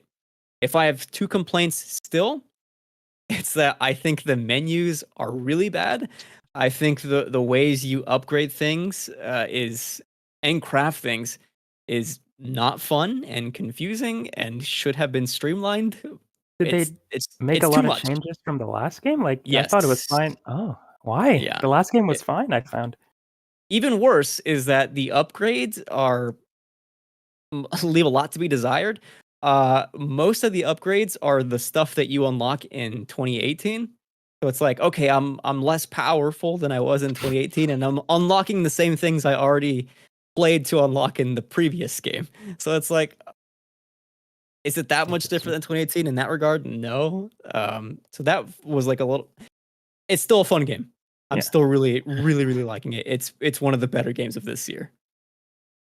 Elijah. I was gonna go somewhere else with this, but I'm going to continue God of War as I've been playing it, and I've also finished it, and I'm very close to the platinum. I just hit the 40-hour mark. Wow. I find myself at a loss to accurately depict my feelings if we have to talk about God of War 2018 and this game. Mainly because I should have played it closer to launch. I just hadn't replayed it before since now, so I wish it was fresh on my mind so I can only speak narratively and storytelling versus the actual gameplay of the other one. Of course, I remember the Leviathan axe and how good everything felt. The combat is impeccable. When I am doing something, it is intentional. It is weighty every time I do something. It is responsive. I feel powerful. All of my weapons feel cool. I do echo your sentiment on the upgrading and crafting system. There's just too much, and the differences are just not felt. They could have cut that in half, and it would have been probably much better. The upgrades, I didn't have too much to complain about, but I do understand, like, it is weird, and this is when we get into, like, video game stuff. It's like, well, I had this ability earlier, so why don't I know it now? You know, I guess it's a video game. That's what we have to say, but it seems reductive. I don't know. I found it strange as well, but I loved the game, and I'm still trying to decide if I like it better than the first one. But in my mind, we are discussing two great masterpiece games, so I can nitpick all day, and to get into specifics would be much too spoilery to my taste, so I don't even want to discuss that. But I loved the game, loved the storytelling, loved the overall narrative. I love the theming. I love the difference. I did think my playthrough the game, I was like, okay, this is pretty similar to 2018, and that pretty much didn't change the entirety of the game for me, at least. I'll end it with I can't wait to talk about this very thoroughly. In spoiler cast or something. Hell yeah.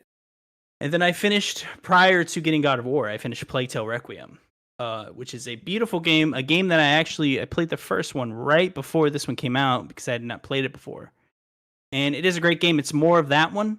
The storytelling was really strong. The actual story from start to finish is pretty nuts, especially with how they end it. I have thoughts about if they bring it back, how's it gonna work, but it's exciting. I do like the overall story beats with Amicia and the young brother. I'm blanking on his name right now, but Hugo. Yep. And just that dynamic is really well felt in this game, as you do kind of feel like a little protector. They even call her that, and it does feel like that, but it is a lot of the first game again, to a T. It is the first game again.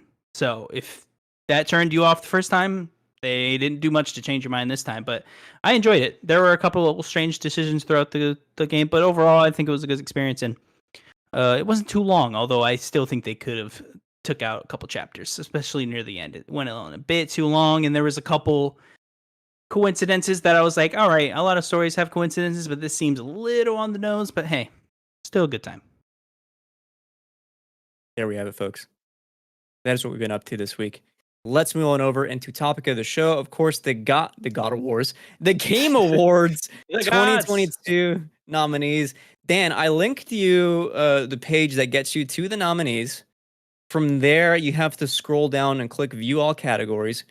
We're going to go in reverse order, skipping the best esports segments because I don't think any four of us have any say there.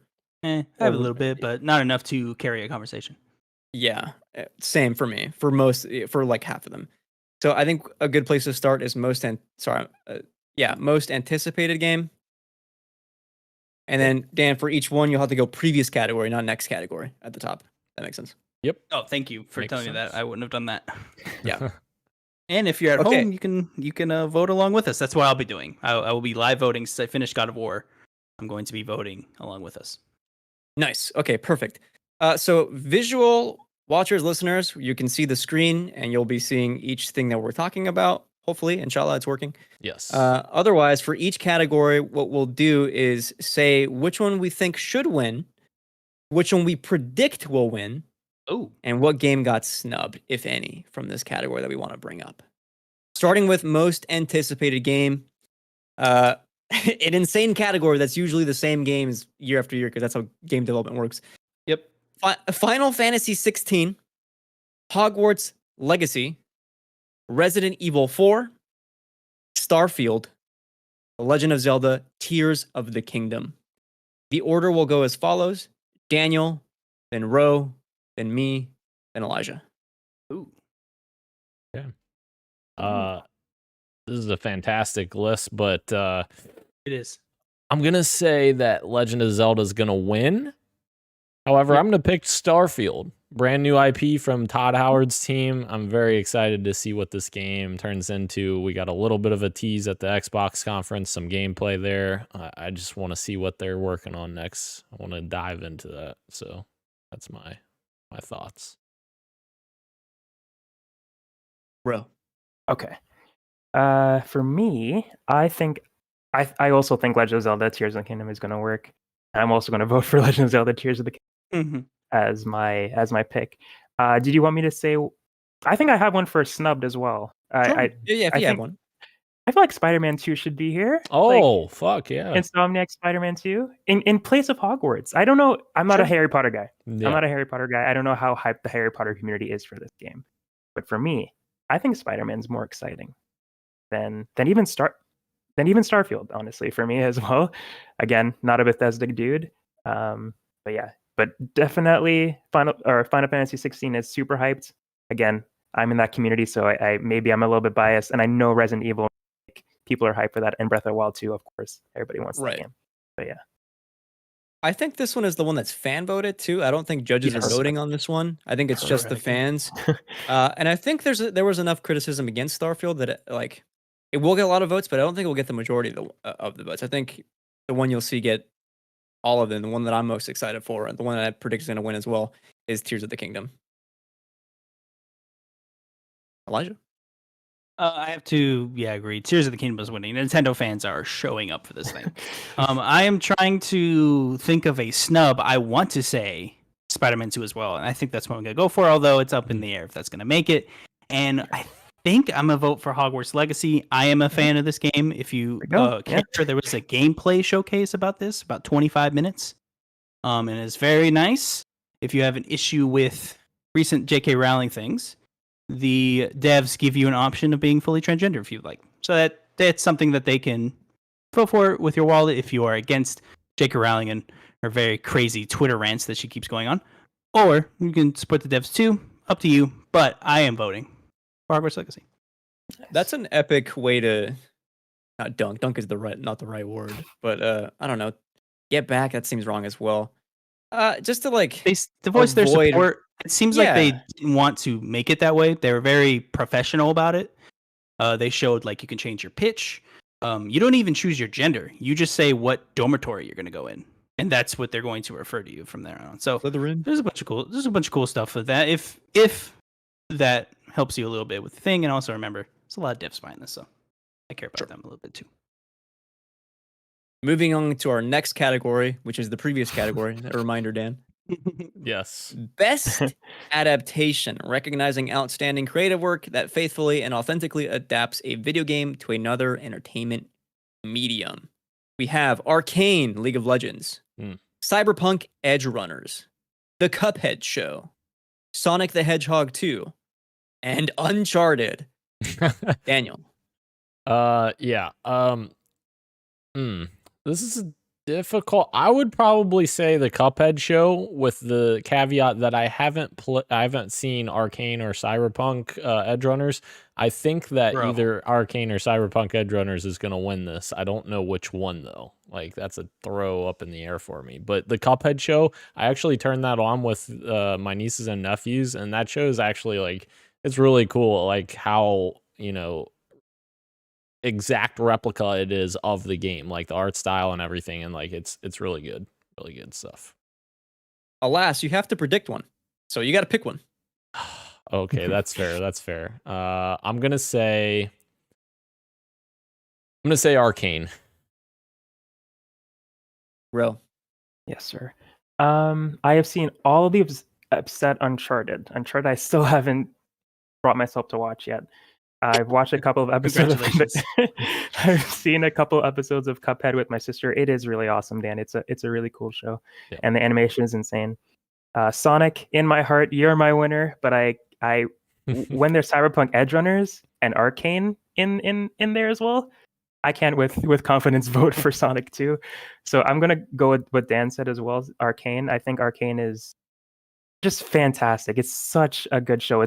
And as many people have also said, it's just a good show. Like, not even video game show. It's just a really amazing show. Fantastic story, fantastic characters, insane art. Arcane, I'm going to go with Arcane. I love Cyberpunk Edge Runners, though, as well. That's a fantastic show as well. But speaking of Edge Runners, yes. If, unless we're real, this won't happen. If all is right with the world, Edge Runners should win. Legit. I think I've seen Arcane. Yeah. I haven't seen the Cuphead Show. I've seen Sonic and Uncharted. Edge Runners should 1000% win. It's so good. However, I think Arcane is going to get the win. I don't think enough people voting have seen Edge Runners. I think the zeitgeist that Arcane had when it came out, and for a month or two after, resonated with a lot of people, and no doubt, they has the numbers. I think Arcane is going to get the win on here. Yeah. But damn, Cyberpunk was so good. It's really fucking good, dude. I am going to say I am going to vote for Arcane, but I think Sonic the Hedgehog 2 will win merely on votes. I'm not saying quality.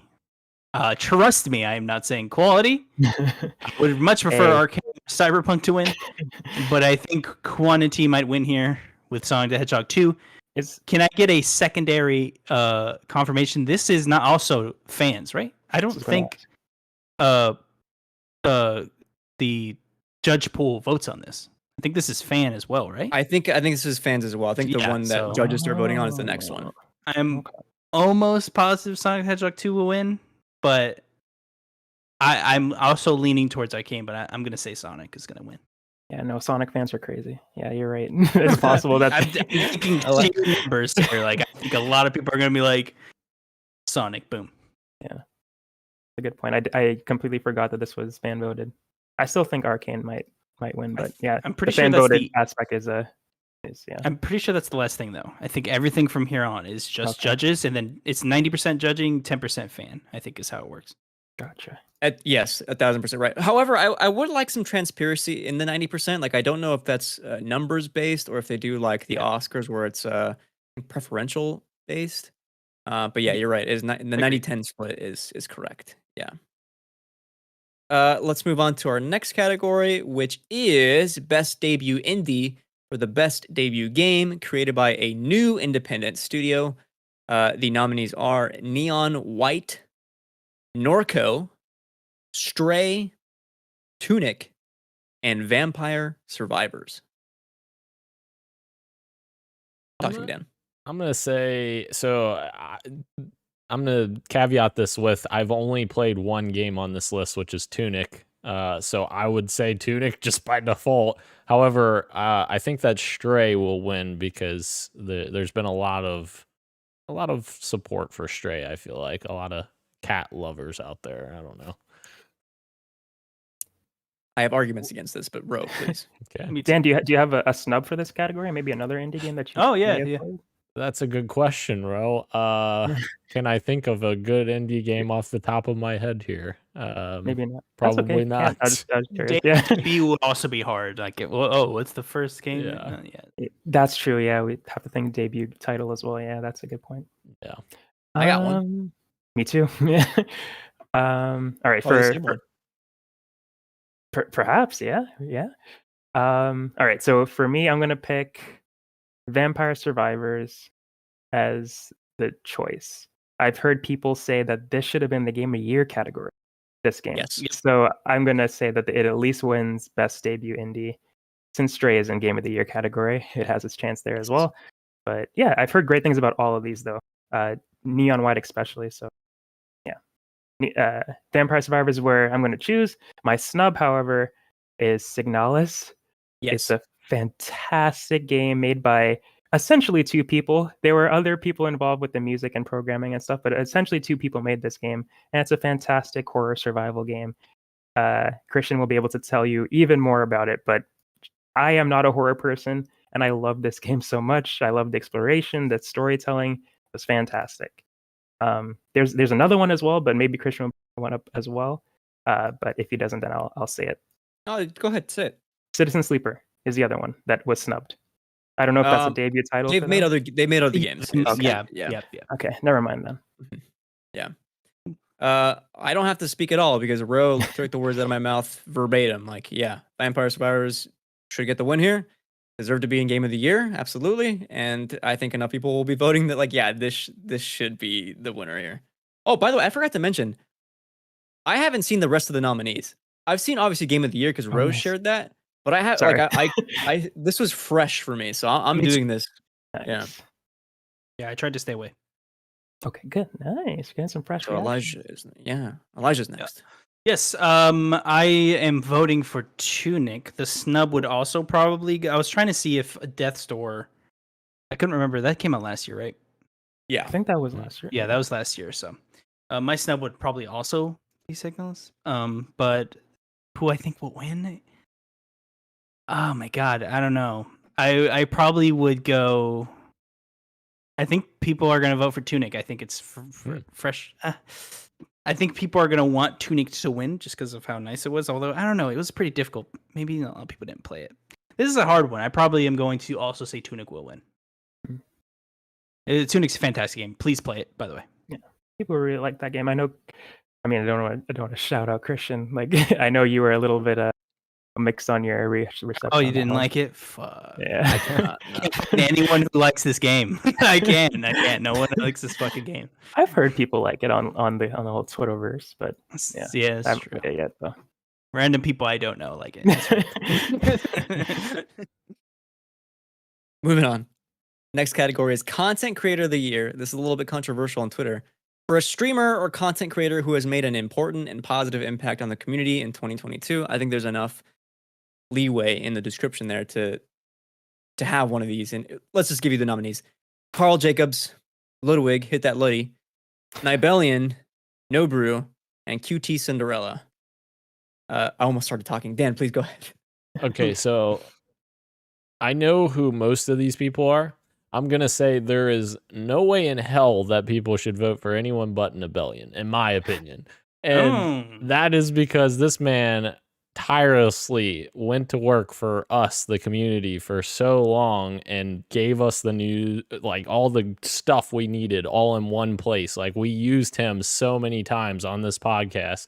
Like, that man does amazing work. And not to say that any of these other people don't do amazing work as well, but like, he gets the least amount of appreciation out of these five people. And I feel like this is a moment where we could say, we appreciate you.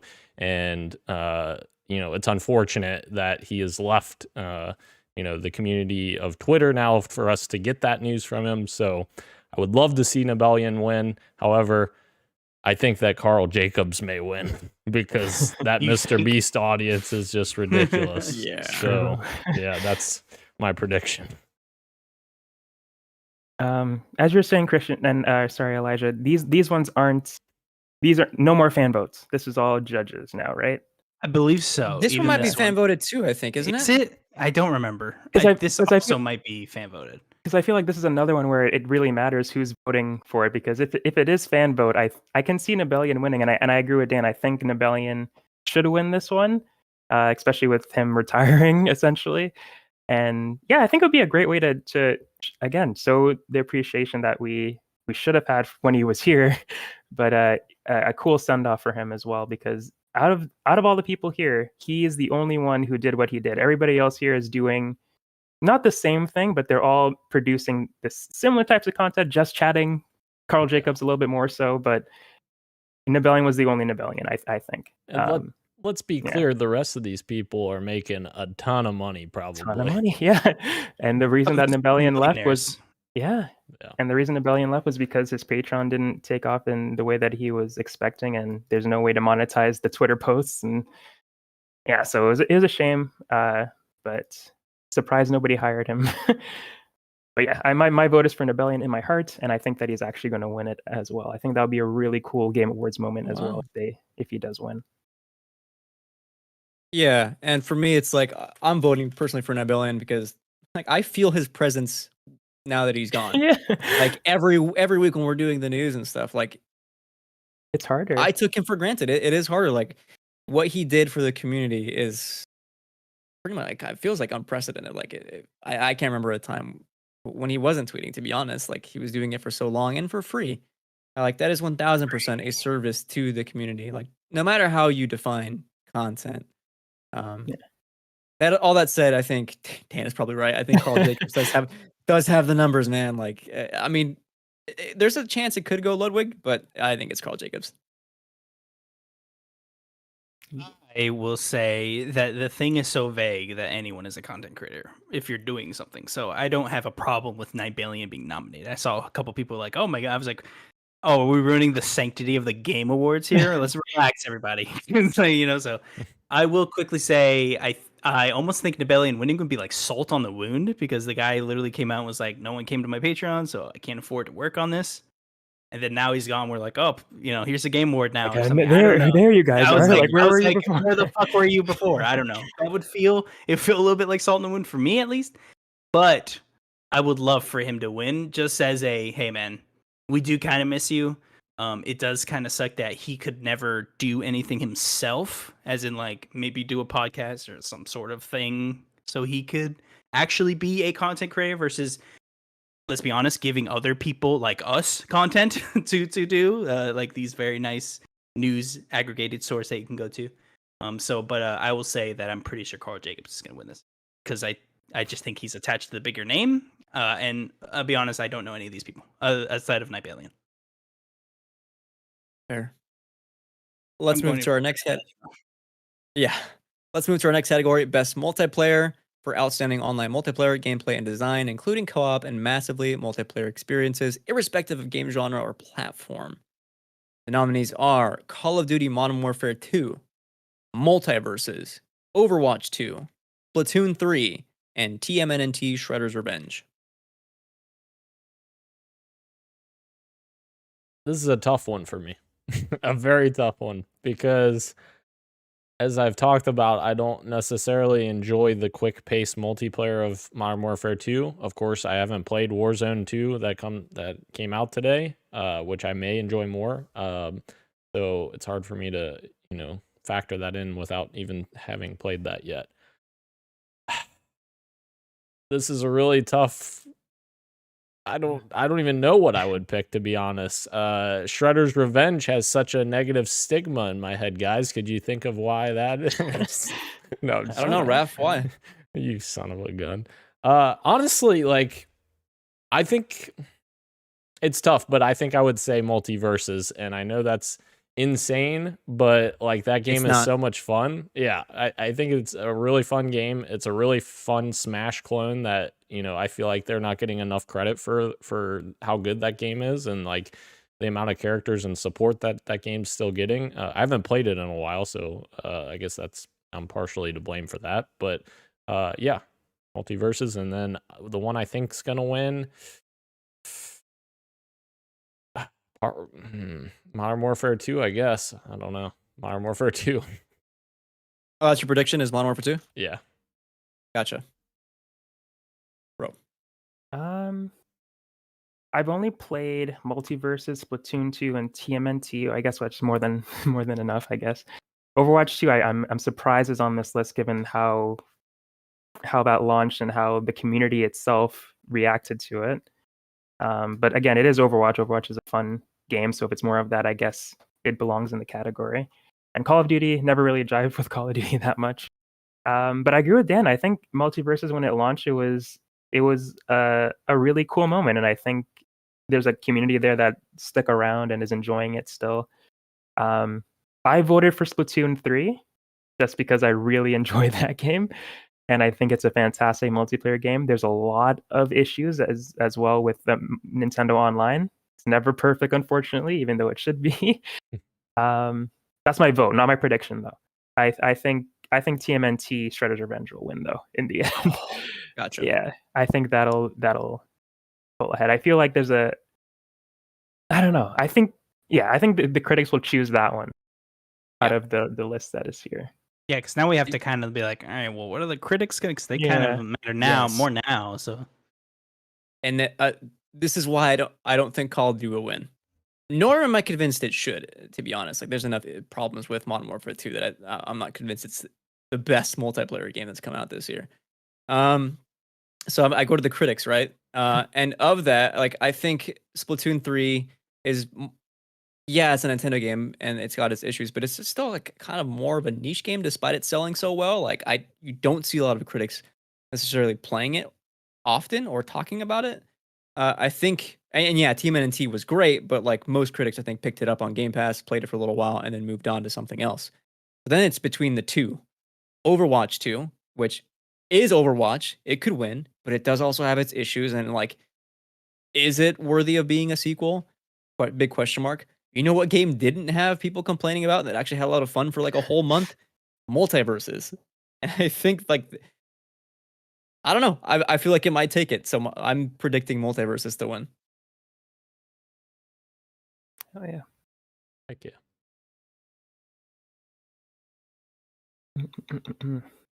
Elijah Gone? Oh, he is. Oh. Oh, we lost Maybe him. he was just thinking.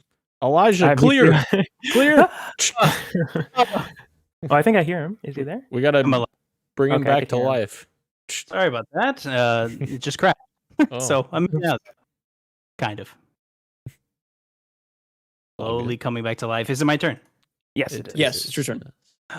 Best multiplayer. I mean, I kind of echo what you were saying. Call of Duty has a lot of issues for me to be like, yeah, that wins. But I'm gonna probably, and I think not enough people played it like that are voting on it. The critics aren't playing COD. Yeah, so I'm going to say it's really to me between TMNT and Overwatch 2. And honestly, I think Overwatch 2 is probably gonna get, even though it's had a lot of problems. I think monetization of the game, although egregious, is in line with all the other things, and I just think the game is still so good that people are still going to vote for it. But in my heart, I would like TMNT to win. And I'm actually going to vote for it. Nice. Our next category is Best Sports/Racing. Still a funny category. Our nominees are F1 22, FIFA 23, NBA 2K 23, Gran Turismo 7, and Ollie Ollie World. Daniel. Well, this is the first category where I've played none of these games. So just shooting from the hip here, I'm just gonna say Gran Turismo 7 because I'm just shooting from the hip here. I've got no idea. I've not played any of these. FIFA obviously is a game that comes out every year. 2K as well. I mean, a lot of these come out every year, but No one should vote for 2K this year. 2K. Oh, really? Okay. I'm gonna. It was like barely a basketball game. You had to do like side quests where you were skateboarding in like the overworld, What? and it was awful. It was a whole meme. Yeah. What? So I'm gonna say the winner here is Ollie Ollie World. This is a complete guess. Yeah. I'm not going to spend a lot of time talking on it either because I didn't play anything here, but I've heard great things about Ollie Ollie World, so I'm going to vote for that one too. And I think all the other ones are super generic stuff that we get all the time, and Ollie Ollie World is actually a bit different, something that we don't see often, so I think the critics will flock to that one. Yep. I am also predicting Ollie Ollie. What did you GT7 vote? might have a cup. People did like GT7 a lot, but I think Ollie Ollie takes it. Sorry, Elijah, go ahead. No. I was asking what your vote was. Like, is that also your vote? I am also voting Ollie Ollie because Gotcha, I gotcha. love Ollie Ollie. I haven't played any of this as well. I only played Madden, but it's not on the list. So I would have said FIFA, but I heard, again, critics. I don't think many critics are first playing FIFA, and the ones who are, they're just not gonna be enough to probably outweighs either Gran Turismo and Ollie Ollie World. And I think people are going to recognize Ollie Ollie World and just vote for that. So I'm gonna go with that as well.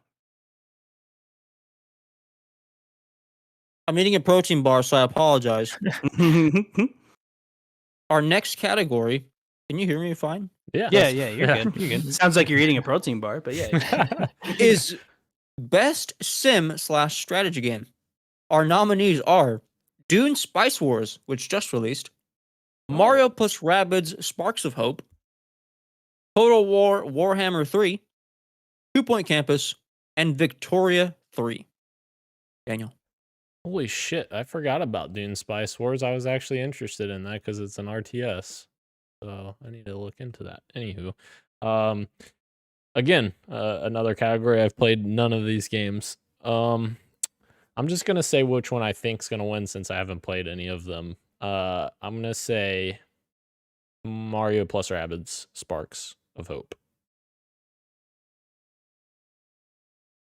Yeah, that's going to be my vote too. Another category that I'm usually into. I do like the XCOM games, and Mario plus Rabbids Sparks of Hope is the closest to that because it's similar, very similar game style. I think it's the one that reviewed the highest out of these. I think I checked a I think couple. Warhammer 3 didn't it? Did it score higher? Warhammer 3. Okay, I saw a 9 out of 10 from IGN, and I looked at Victoria 3 and I got a lower score, and that's where I stopped looking or researching. But yeah, I think Mario plus Rabbids Sparks of Hope takes it as well. I'm going to have to agree, and that's maybe because I'm very knowledgeable about everything else in this category. No, and like I think the critics' name recognition alone and quality is that Mario plus Rabbids is a great game. So I think you're onto something there. Now, that's also my prediction to win is Mario plus Rabbids. Agreed. I think more people are going to know the name Mario and are just going to vote for that, and critics included, and not enough people are going to have played the rest of this. So Mario. Our next category is hard, to be honest. Best family game. For the best game appropriate for family play, irrespective of genre or platform, we have Kirby and the Forgotten Land, Lego Star Wars The Skywalker Saga, Mario plus Rabbids Sparks of Hope, Nintendo Switch Sports, should not win, and Splatoon 3. Yeah. A third straight category of me playing none of these games. So I'm gonna say the winner will be. This is actually tough. I'm gonna say Splatoon 3. Rose talked very highly of Splatoon 3. I'm just gonna ride his wave. Ride his wave. Hell yeah. I've played two of the 5 games in here. Splatoon 3 is a fantastic video game. It has issues, but it's a fantastic video game. I think Kirby and the Forgotten Land is going to win. I think it should win. I don't think it's in enough categories, honestly. It's a great game, and I think it took Kirby to the next level. But yeah, I really enjoyed Kirby. We're saying. Yeah. So I hope it wins at least here, and I think it will win here. If I'm being honest, I think Lego Star Wars deserves the win in this category. I think as a family game and in terms of quality and quantity, what the game offers, all of these games are they can't match what Skywalker Saga brought. Is it going to win? I don't know if enough people played it from the critics pool to actually win it. I think Kirby might have the up on Lego Star Wars in this case. However, I have to play the game of like, is Kirby nominated in another thing later on in the thing? Screw it. I'm gonna go Lego Star Wars just to be different. Oh yeah. I will also be going with both my vote and prediction going to Lego Star Wars. Very popular, sold incredibly well, and I think people are going to like I do think family play and be like, oh, play with family, and they're gonna be like, well, you can't really play a lot of these with your family, So they're just gonna go Lego Star Wars. Perfect. Our next category is best fighting game for best game design, primarily around head-to-head combat, which there's going to be a conversation here, I'm sure. DNF Duel, JoJo's Bizarre Adventure All-Star Battle R, King of Fighters 15, Multiverses, and Sifu. I am not convinced Sifu should be in this category. What is Sifu doing here? What is Sifu doing? What are we doing? We all know what a fighting game is. Sifu is not a fighting game. And I'm done talking. What are we doing? And it even says head-to-head combat. Head-to-head combat, sorry. So are we saying the NPCs? What are we doing? I mean, that's how Jeff Keighley, I'm sure, is, or I guess the juries who nominated the game must have seen it, is you're fighting people, which is head-to-head combat. But I think, oh, I'm sorry, I almost spoke. No, you can speak. I'm sorry. I almost said my prediction is what I. Okay, gotcha. I was just gonna comment that he infected Google as well because I searched up fighting games 2022 and Sifu came up in the my god! I was like, what are you guys doing? Is that what people did? By the way, and they just did that, and we're like, oh, perhaps Sifu. Yeah, I was trying to see what else could have gone there because I think they just ran out of games, honestly, and so they just honestly, I agree. Yeah. Wow. Sorry, Dan. What is your prediction? My prediction is going to match what I think's going to win in. Yeah, I don't know what those other three games are. I apologize, but I'm going to say Multiverses takes the dub here. Great game, great fighter. Let's do it. I agree. I don't even know if these other I'm not super involved in this fighting game community, but DNF Duel, from what I've heard, isn't that great. It's a good video game, but I haven't heard oh, this is fantastic. This is the best fighting game in years. It's very and I just saw people complaining about it, honestly. JoJo's Bizarre Adventure is very anime, and the King of Fighters 15. Yeah. I might win it. Might win it. I think it might win it. I think a lot of people enjoyed that out of the games that are. I do think Multiverse is going to win though. But King of Fighters is the one right behind it, and Sifu, as we said, what the heck is that doing there? But yeah, because that is an actual fighting game. The Kingdom Fighters one, and Multiverses, Smash ripoff. People sometimes don't even say Smash is a fighting game, which is crazy to me. Yeah. But yeah, I think Kingdom Fighters has a strong chance to win. But I'm going to predict Multiverses because I think it just appeals to a wider audience. I think you guys are both onto something with Multiverses' appeal. But I think Multiverses might get the edge over in other categories. And for a fighting purist, I think it probably Multiverse is a bit too reductive of Smash. I think quality wise, I think it should be going to King of Fighters, which is critically lauded as a great fighting game this year, and I think it might get the win. Agreed. I picking and also saying King of Fighters for 15 will win. How do you say that publisher name? Play On. Gosh. Play On. SNK, owned by Saudi Arabia. Oh shit! Yep, the prince. Speaking of shit,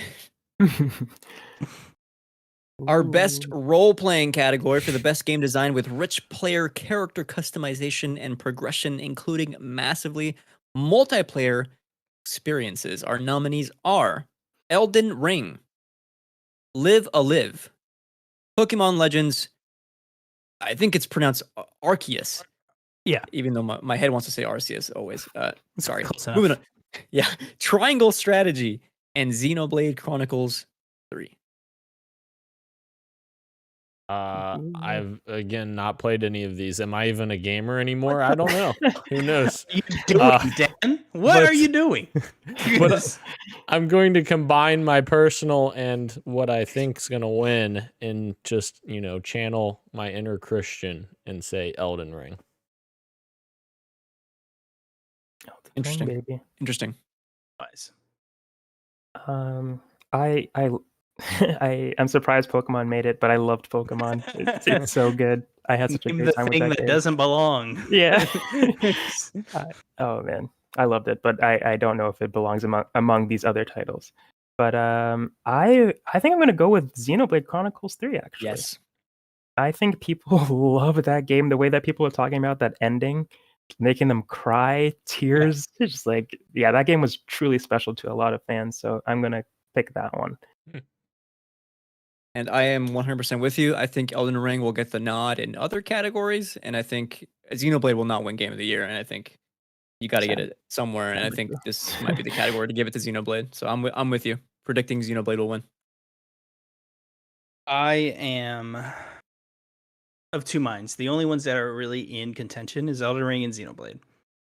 I think Elden Ring is going to win just by sheer votes. Just more people played it, and there are the amount of people that said this is a game in a generation, whether you agree with it or not. Just the amount of people who are saying that is going to color the thought process in a lot of people, and I think it's going to be. I think Elden Ring is going to sweep in almost every category, just by its sheer popularity. You could be right. You could be right. Moving on. Best action adventure game for the best action adventure. I'm sorry, I just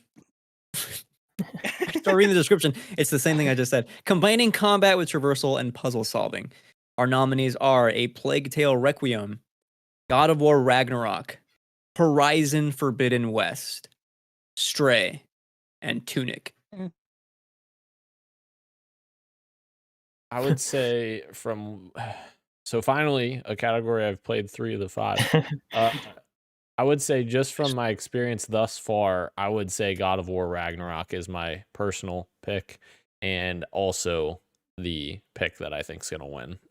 It seems to be the most complete game I've played. I still have yet to beat Horizon Forbidden West, and there's a reason for that, because I just got burnt out on the dialogue in that game.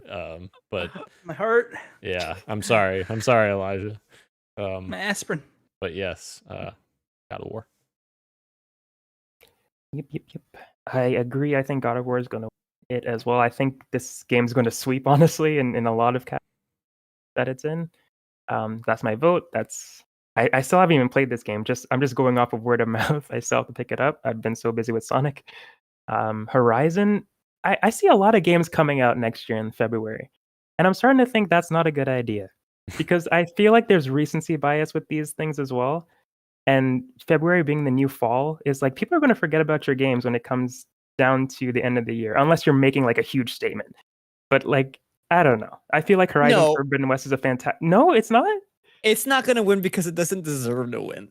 Like in this competition, I'm sorry. Right. I love Horizon. I give it a 9 out of 10, but I think there is enough criticism against it. Like, I've never played a more mid 9 out of 10 than any of the Horizon games. Is it a 9 out of? It's a 9 out of 10 though. And is yet, it a 9 out of 10 or is it not? And yet, when you're done with it, it's like, that game's kind of mid now that I think about it. Like, there is a lot. Is Elijah frozen again? Yes, he's on his way back. He just I thought he was mugging me, dude. I was like, man, this guy's not chatting with me. Talk about Horizon. Yeah, that's fair. That's fair. I still stand by, even though Horizon may not be deserving, I still stand by, like, February, people will forget about your game when it's Game of the Year talk time. But yeah, maybe Horizon isn't the best example for my argument, but yeah. They'll forget about your game if it's not AAA. If it's AAA, they will put it in there. Right, like Horizon, it's here. Yeah, that's true. I am also predicting Ragnarok to win. Yeah, and I think in this category it should win. Yeah. There's 2 things that are for certain. 1, I have angered some sort of god. And 2, God of War Ragnarok is winning this category. Oh wow! Yes. it's another one. I was actually having a conversation with Emmett Watkins Jr. And this God of War Ragnarok and Elden Ring sweeping this year. I hate when that happens because I am one of those people that's like, let's spread the love, but it's just gonna happen. It's nothing you can stop from that happening. A third thing I want to add, Stray, fine game. What's it doing here? They're we can there's what can I think of that should be here instead of that? Oh, I could think of one. Oh, please. Wait. No, never mind. Infinite sorry. is not an action adventure game. Sorry, no. I was confusing it because they have weird categories this year. Like, there's no shooter category this year. True. I don't have Cult of the Lamb. Should have been here instead of Stray. Let's say it. You'll say it. But God of War Ragnarok will win, and it's also my vote. Perfect. Then let's move on. That's the only one we all agreed on the same thing, by the way. Let's move on to our next category, which is Best Action Game, focused primarily on combat. We have Bayonetta 3, Call of Duty Modern Warfare 2, Neon White, Sifu, and TMNT Shredder's Revenge. Which these games could not be more different than one another. Like these, why are these? The categories seem a little wonky this year, but yeah, there's no shooter category as we referred to before. So Modern Warfare 2 is the only shooter here, so that's interesting. What do I want to win here? Probably, I'm going to say Modern Warfare 2 because I really enjoyed that campaign and the multiplayer, like I said, I still may enjoy the Warzone stuff. And it's not that I hate the multiplayer, it's just I don't love the quick time to kill. But yeah, I'm going to say Modern Warfare 2 is my personal pick. Which one do I think's going to win? Man, I'm not familiar enough with Neon White to know how popular that is, but I'm going to go with what is it? Very. Yeah, it is. It's pretty popular. Now I will say popular in the terms of like indie, like within the circles of people talking about relatively obscure games, but it's still popular. All right, I'm gonna go with Neon White. Cool. There we go. We swayed him. You swayed me. Got him. Yeah, I was honestly thinking Neon White too. I think I'm gonna predict Bayonetta 3 though. I think the combat in that game. Well, again, I haven't beat it yet. I'm still going through Bayonetta 2. I kind of lost steam a little bit when the controversy hit, and I just didn't get back to it. But I am going back to it because that game is awesome. But I've heard great things about Bayonetta 3, and combat is one of them. The ending apparently wasn't super great, but the complaints about the game aren't the action. I think the action stands very on itself. Oh, Christian, hello. I have a counterpoint that I think enough people had criticisms with the other character you played as well as the mechanics for the boss fights, how you fought them, for it being like, yeah, even though like the combat, like the actual combat of Bayonetta is good, there's enough criticism with those two things that like, is it the best game out of these five? Like it might not get the draw. Might not be. Okay. Okay. Well, Sifu's here. And I think it belongs in this category. I'm gonna stick with Bayonetta still. I think you make a good point, but I'll just stick with my prediction. But yeah, that's a good point too. Yeah, I forgot about the other character that isn't Bayonetta, that doesn't play like Bayonetta at all. Yeah, that's a good point. I would want Neon White to win, but there are a couple other categories that I think it should have been nominated in that I got snubbed because I did see, I think two. We'll get to those in just a bit. But I think Sifu not getting the win in best fighting game, which I can't see that happening. I think it'll get it here, and I don't see it getting it anywhere else. So I think Sifu gets the win here, and it honestly might be my pick as well. I am struggling to decide my pick. It would be between Call of Duty and Sifu, and I don't know. Call of Duty was very fun, and if we're talking particularly action based, There's some moments in Call of Duty I was like, this is awesome. Like, Sure. there's some cool moments. So I'm going to vote Call of Duty, but I do think Sifu's going to win this. A lot of people love that game, and there's people that still talk about it. Specific levels, specific moments. I played it too. I liked it. I just didn't like it as much as other people did. Righty. That puts us at our next category, which is best VR/AR in virtual games in virtual or augmented reality. We have the nominees After the Fall, Among Us VR, Sussy, Bone Lab. Oh, look, it's got nominations here, but apparently not enough. Not enough people played it though. Not enough reviews for it though. That is strange. I didn't even think about that. That's a good point, Christian. Moss Book 2 and Red Matter 2. I'm going to say the one that we need to play, Christian, Among Us VR. Because I've seen a lot of positive stuff surrounding it. I think the biggest issue is the lack of content that the current version of Among Us has. But I've heard a lot of good things about the VR stuff. So I'm going to say Among Us VR as my personal pick and the one I'm going to choose to win that I think might win. I don't know. I am going to pick Bone Lab, and I have no reason for it really. I watched Christian play it on Twitch once. Oh, that was Boneworks. Boneworks. Oh, that was a different game. Yeah. Oh, I'm still gonna pick Bone Lab though because I don't have a name. Yeah, it's similar name, you know. Same developer. Yeah, same developer. Okay, I'm gonna go with Bone Lab. Plus, it's on Christian's list, so it must be good. That was a different one of Christian's bones.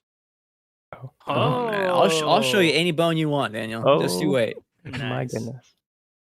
Yeah, I don't have a VR headset, so I don't know. There's probably enough conversation to be had about Moss Book 2 as like the best one, probably, because also Book 1 was like so beloved. But I think in terms of numbers and name recognition, I think Among Us VR will probably get the draw. And like just the clips alone of it like has captured a little bit of that zeitgeist again already, and that game just launched. So I think Among Us VR will get the win here as well. There's a snub. I almost forgot about. Resident Evil 4 VR. Should be on yes. Yeah. I heard a lot about that. That is surprising. I'm glad you brought that up. I am not a VR guy, so I am actually not going to personally vote for this. But I will. I am positive Among Us VR is winning this though. Oh, based on name and just sheer amount of people voting for it. I don't think enough of any of the other games are just as popular as it. I think Moss Book 2 comes close, but if I remember correctly, people were slightly disappointed as it didn't quite live up to the first one. Is what I remember about the general discourse of the game, but I have not played any of these. Let's move on to innovation and accessibility, recognizing software and or hardware that is pushing the medium forward by adding features, tech, and content to help games be played and enjoyed by an even wider audience. Our noms are As Dusk Falls, God of War Ragnarok, Return to Monkey Island, The Last of Us Part 1, and The Quarry.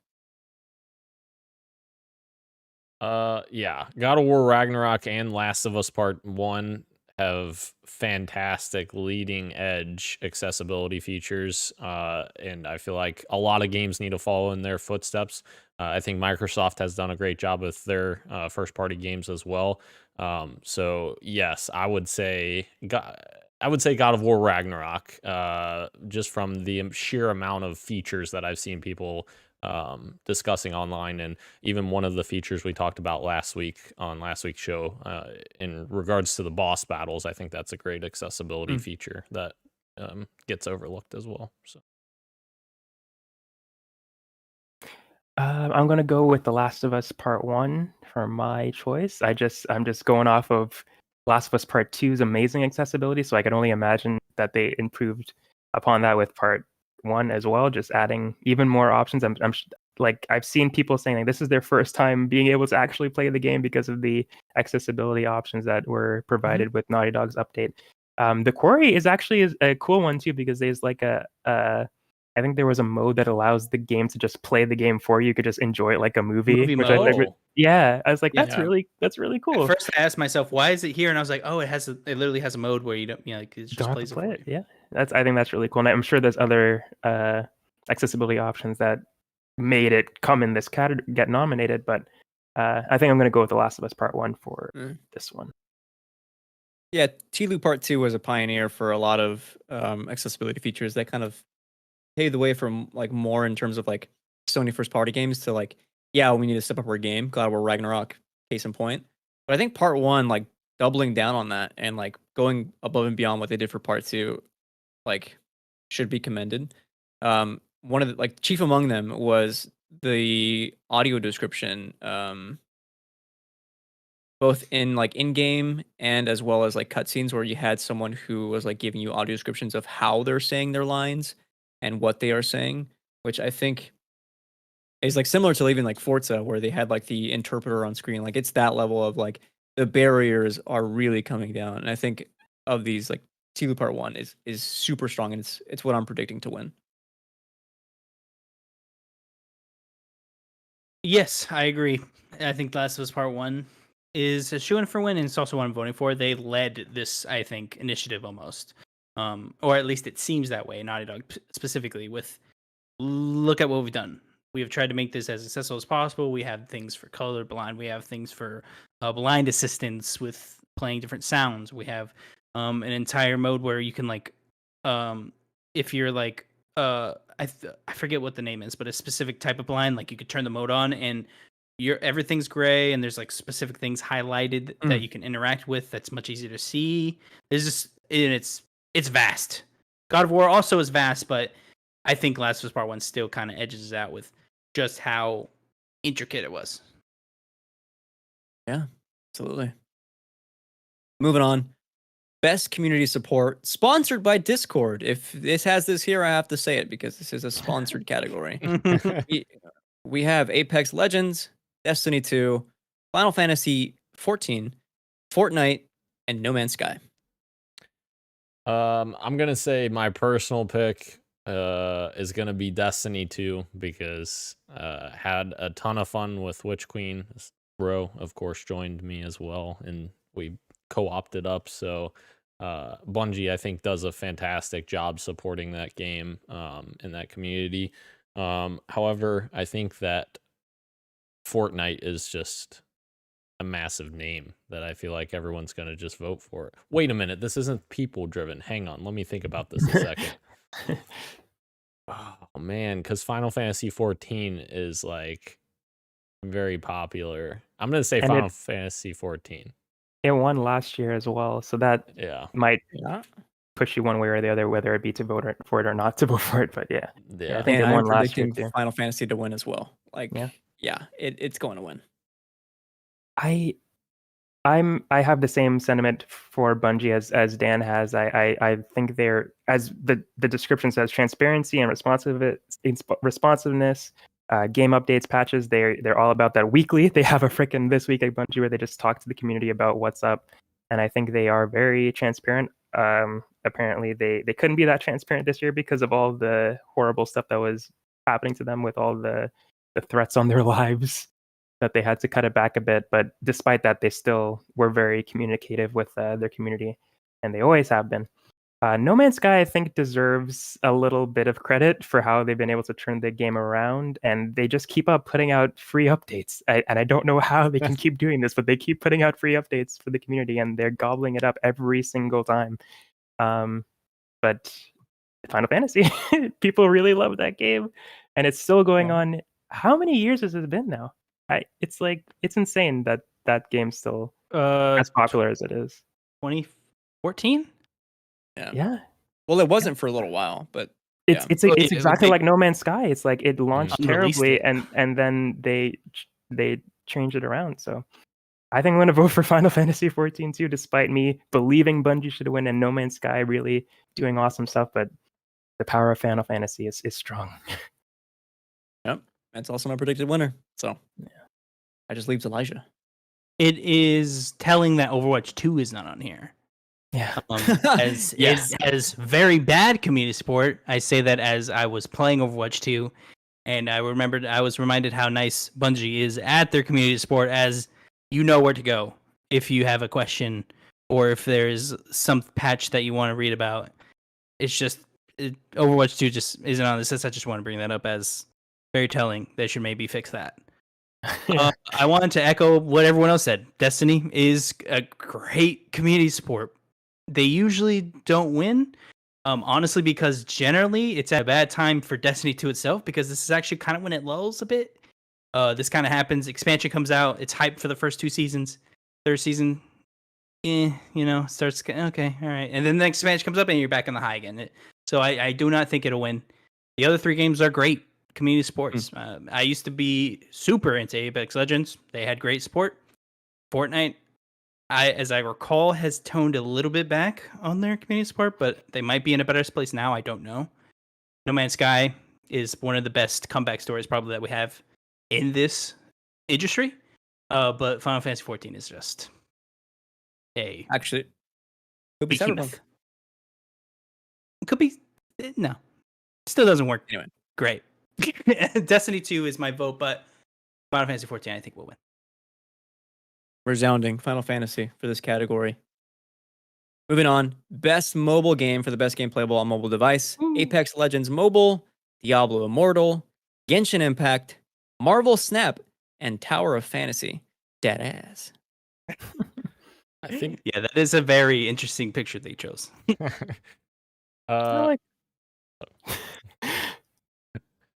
For me, it's between Marvel Snap and Diablo Immortal. Played both of them and liked both of them very much. I'm going to give the edge here, though, to Marvel Snap in terms of both my personal pick and what I think is going to win. I think they did a fantastic job. It's a really great card game. And even bigger than that, it doesn't push microtransactions on you 24/7 and make you feel like you have to purchase things like Diablo Immortal seemingly does. So Marvel Snap, absolutely fantastic. Yep, I'm picking Marvel Snap for the exact same reason. I heard that Marvel Snap respects your time and doesn't ask for money, at least not very often. Yeah. And Diablo kind of does the opposite. I've heard it's a great game, but it's asking for a lot from the players. Oh yeah. But yeah, Marvel Snap is what I'm gonna pick. And it's also the recency bias. Like, people are still playing that game. It just came out. Like, people are on it, and it's lauded as well. So I think you're right. I think it will get the win. Marvel Snap is my predicted winner. Recency bias is exactly what I was going to say. Very recent. I think this will still be fresh on the mind. Without that in the factor, I actually think it would be between Diablo Immortal or Genshin Impact, because those things are ginormous, just ginormous games. But again, critic based, I'm thinking Marvel Snap. This puts us at our final 10 categories. Best indie game for outstanding creative and technical achievement in a game made outside the traditional publisher system. Listen, dozens of snubs here. This is an awful best indie list. I mean, Seafood Neon White, sure, you guys can stay. Maybe Cult of the Lamb too, but like Tunic and Stray, I'm sorry. We should have had the only one that likes Tunic. Why? I must suck. I think I suck. Stray, I'm right there with you. What is, again, I love Stray. Wasn't that good? It was good. It just not for this though. Where is Rollerdrome? Where is Signalis? Where is Citizen Sleeper? Where is Immortality? Immortality, where are you? My God, we haven't seen you yet. What is happening? No one played Immortality? Insane. We did. If I don't know if I did say the nominees already, but Cult of the Lamb, Neon White, Sifu, Stray, and Tunic. Shame. I'm sorry. I'm part of the problem, guys, because I only played one of these games.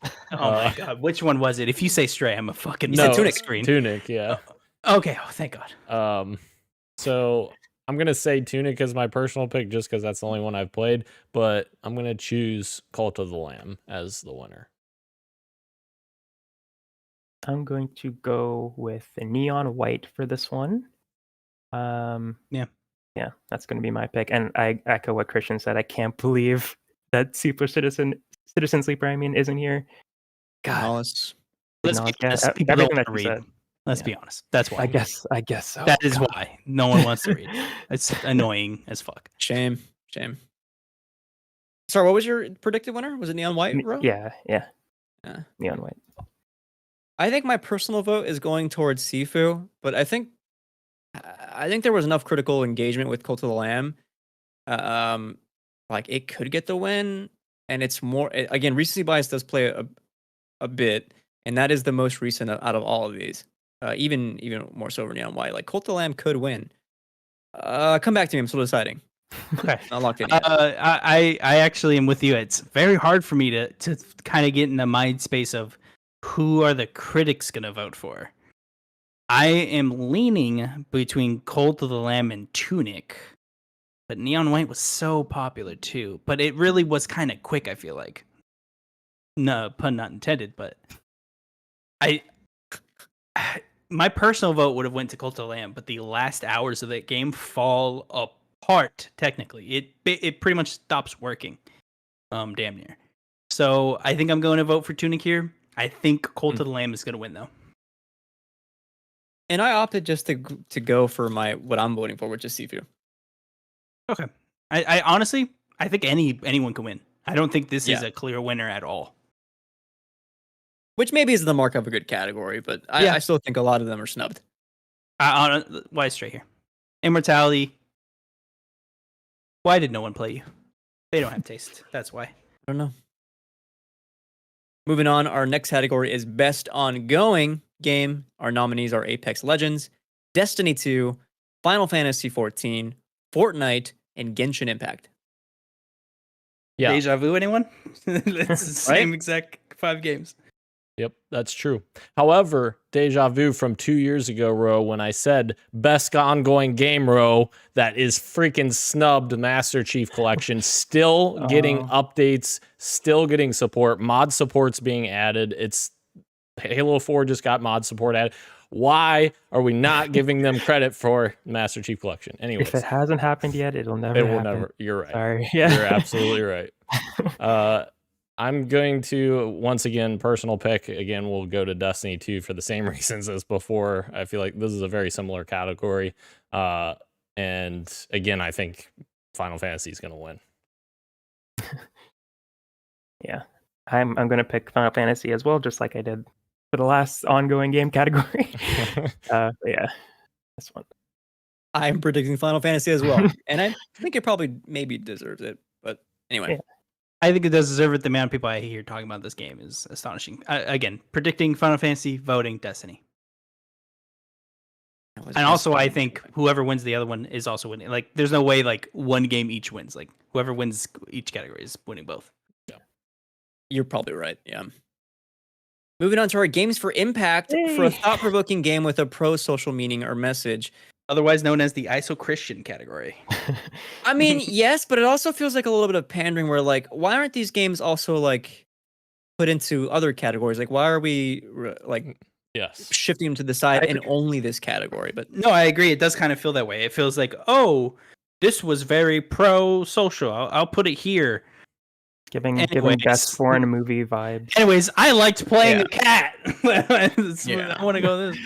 Yeah.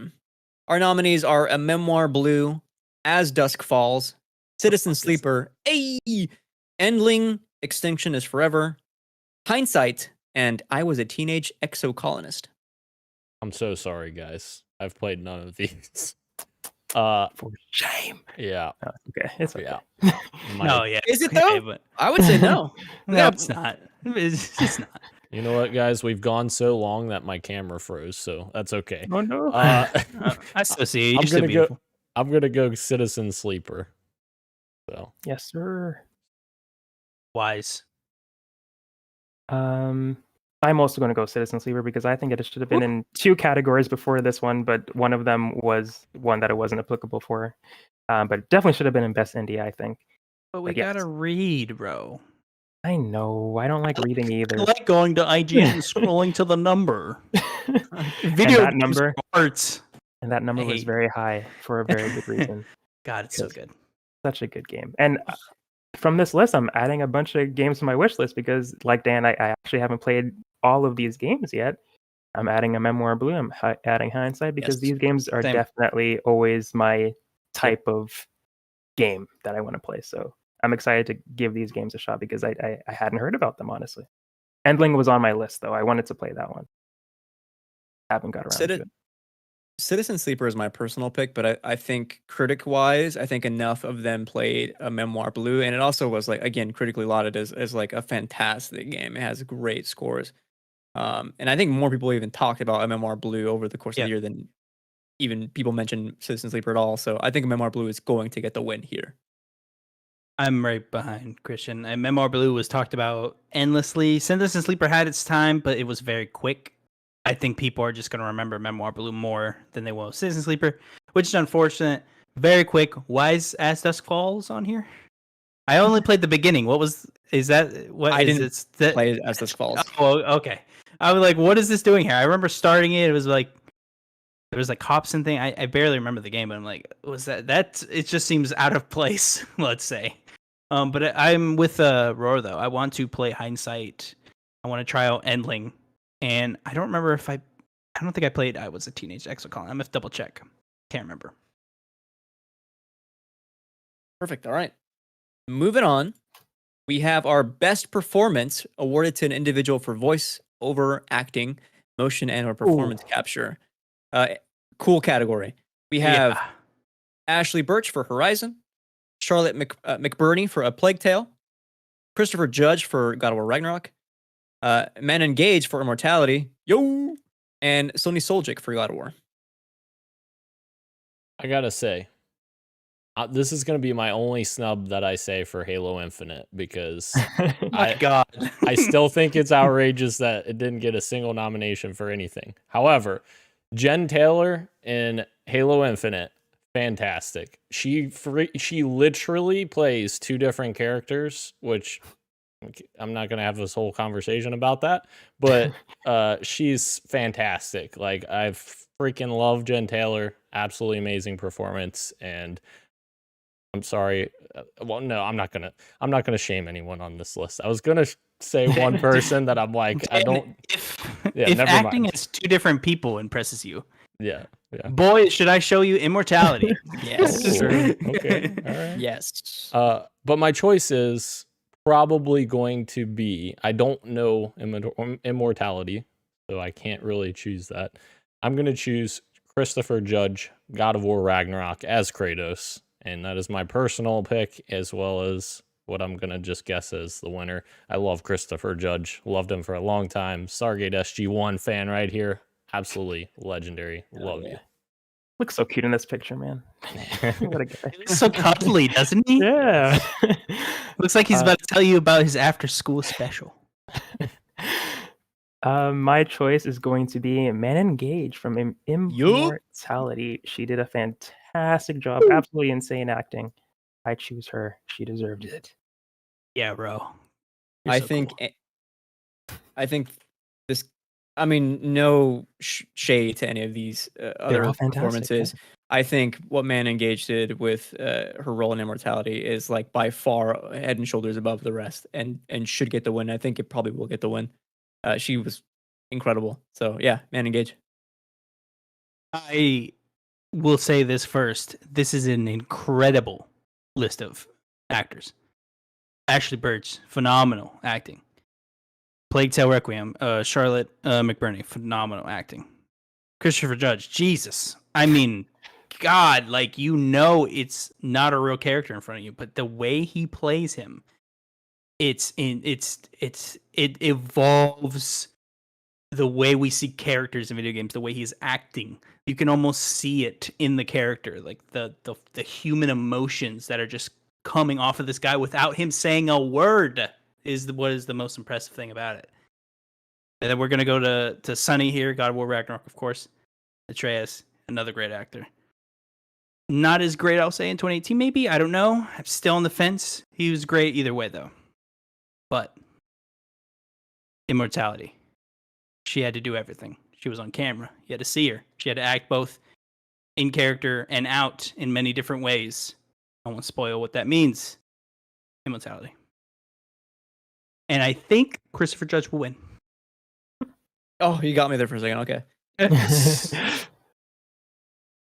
I think Crucial wins, but I'm voting Immortality because that game is another level.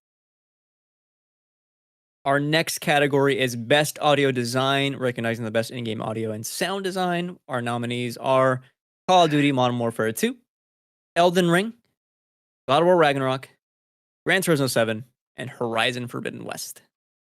I'm going to say personal pick is going to be Modern Warfare 2, and that's, keeping in mind I haven't played much of Ragnarok yet, so there's still a lot there left.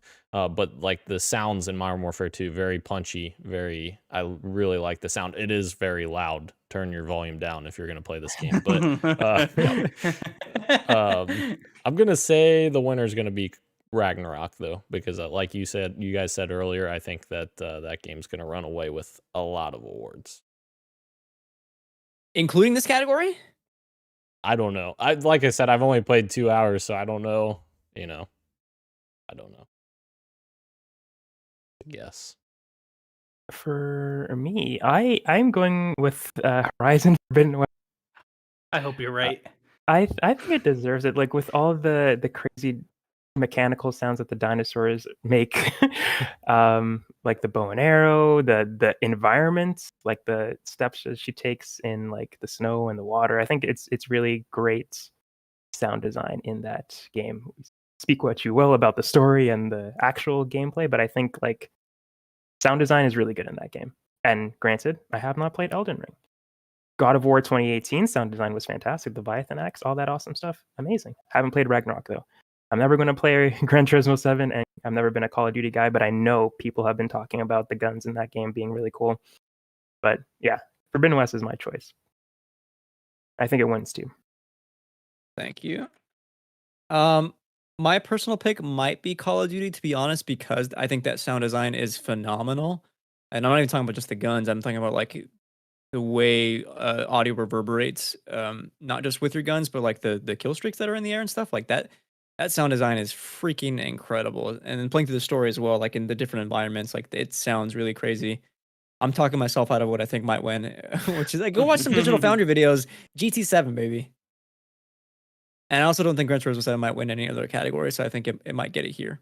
Because that is impressive what they're doing, that tech over there. So GT7 is my predicted winner. This is a hard guess as we're having to weigh if the most popular thing is just going to win, or is what's technically what has the best sound design. If you want to go like objective with it, it would be between Call of Duty and Gran Turismo, or if we're just going based popularity, it's Elden Ring and God of War. Now I want to say it's going to be both best technical. So I'm weighing Call of Duty versus Gran Turismo on what's going to win. And I think I'm going to have to go with Call of Duty specifically because every single time they bring out the people that are voting on this thing, they show them what guns sound like in different areas. That makes them remember, oh, wait, I remember going to this preview event and they showed me what guns sound like in a hallway or whatever, or in a cave or whatever they did. And I think that's just going to be like a memory that they all have. They're all going to vote on it, et cetera, et cetera. I think Gran Turismo should probably win because I've heard the different engines. It's quite impressive what they got done.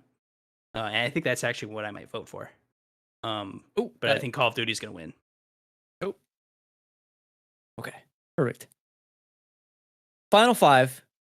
Best score and music. In my opinion, there's some snubs here. Mm-hmm. Our nominees are A Plague Tale Requiem, Elden Ring, God of War Ragnarok, Metal Hellsinger, and Xenoblade Chronicles 3. Before I give Dan the mic, I gotta say, again, where is Citizen Sleeper? Where is Neon White? Yeah.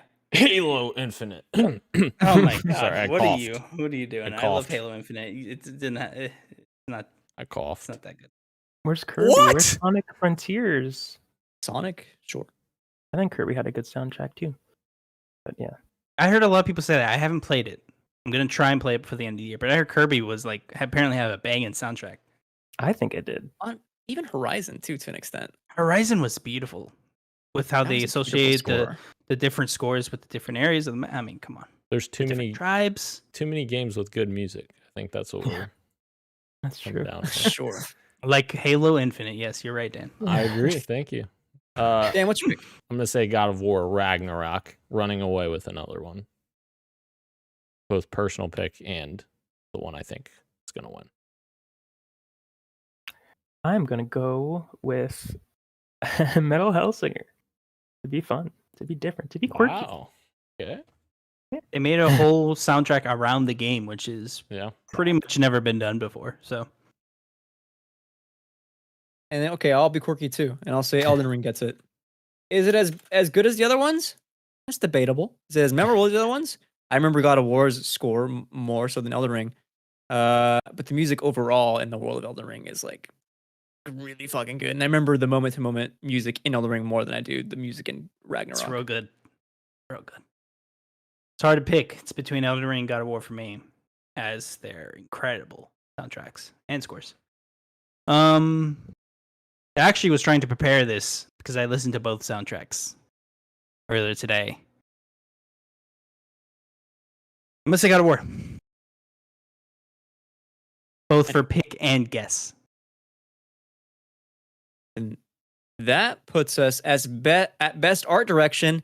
And this, oh my god, I hate this category. There's too many snubs in this. What is the cat doing here again? No, this is fair. Stray actually belongs in this category. Elden Ring, God of War Ragnarok, Horizon Forbidden West, Scorn, and Stray.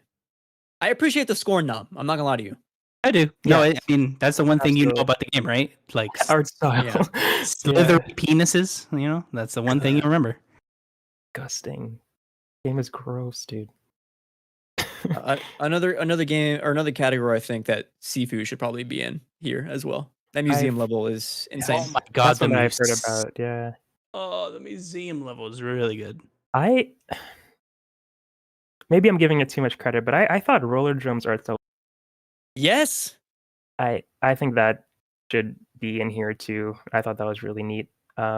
And Signalis, I feel another one, but I don't think it would have made it among all these other people. But I think Roller Drum is a snub, honestly. Sure.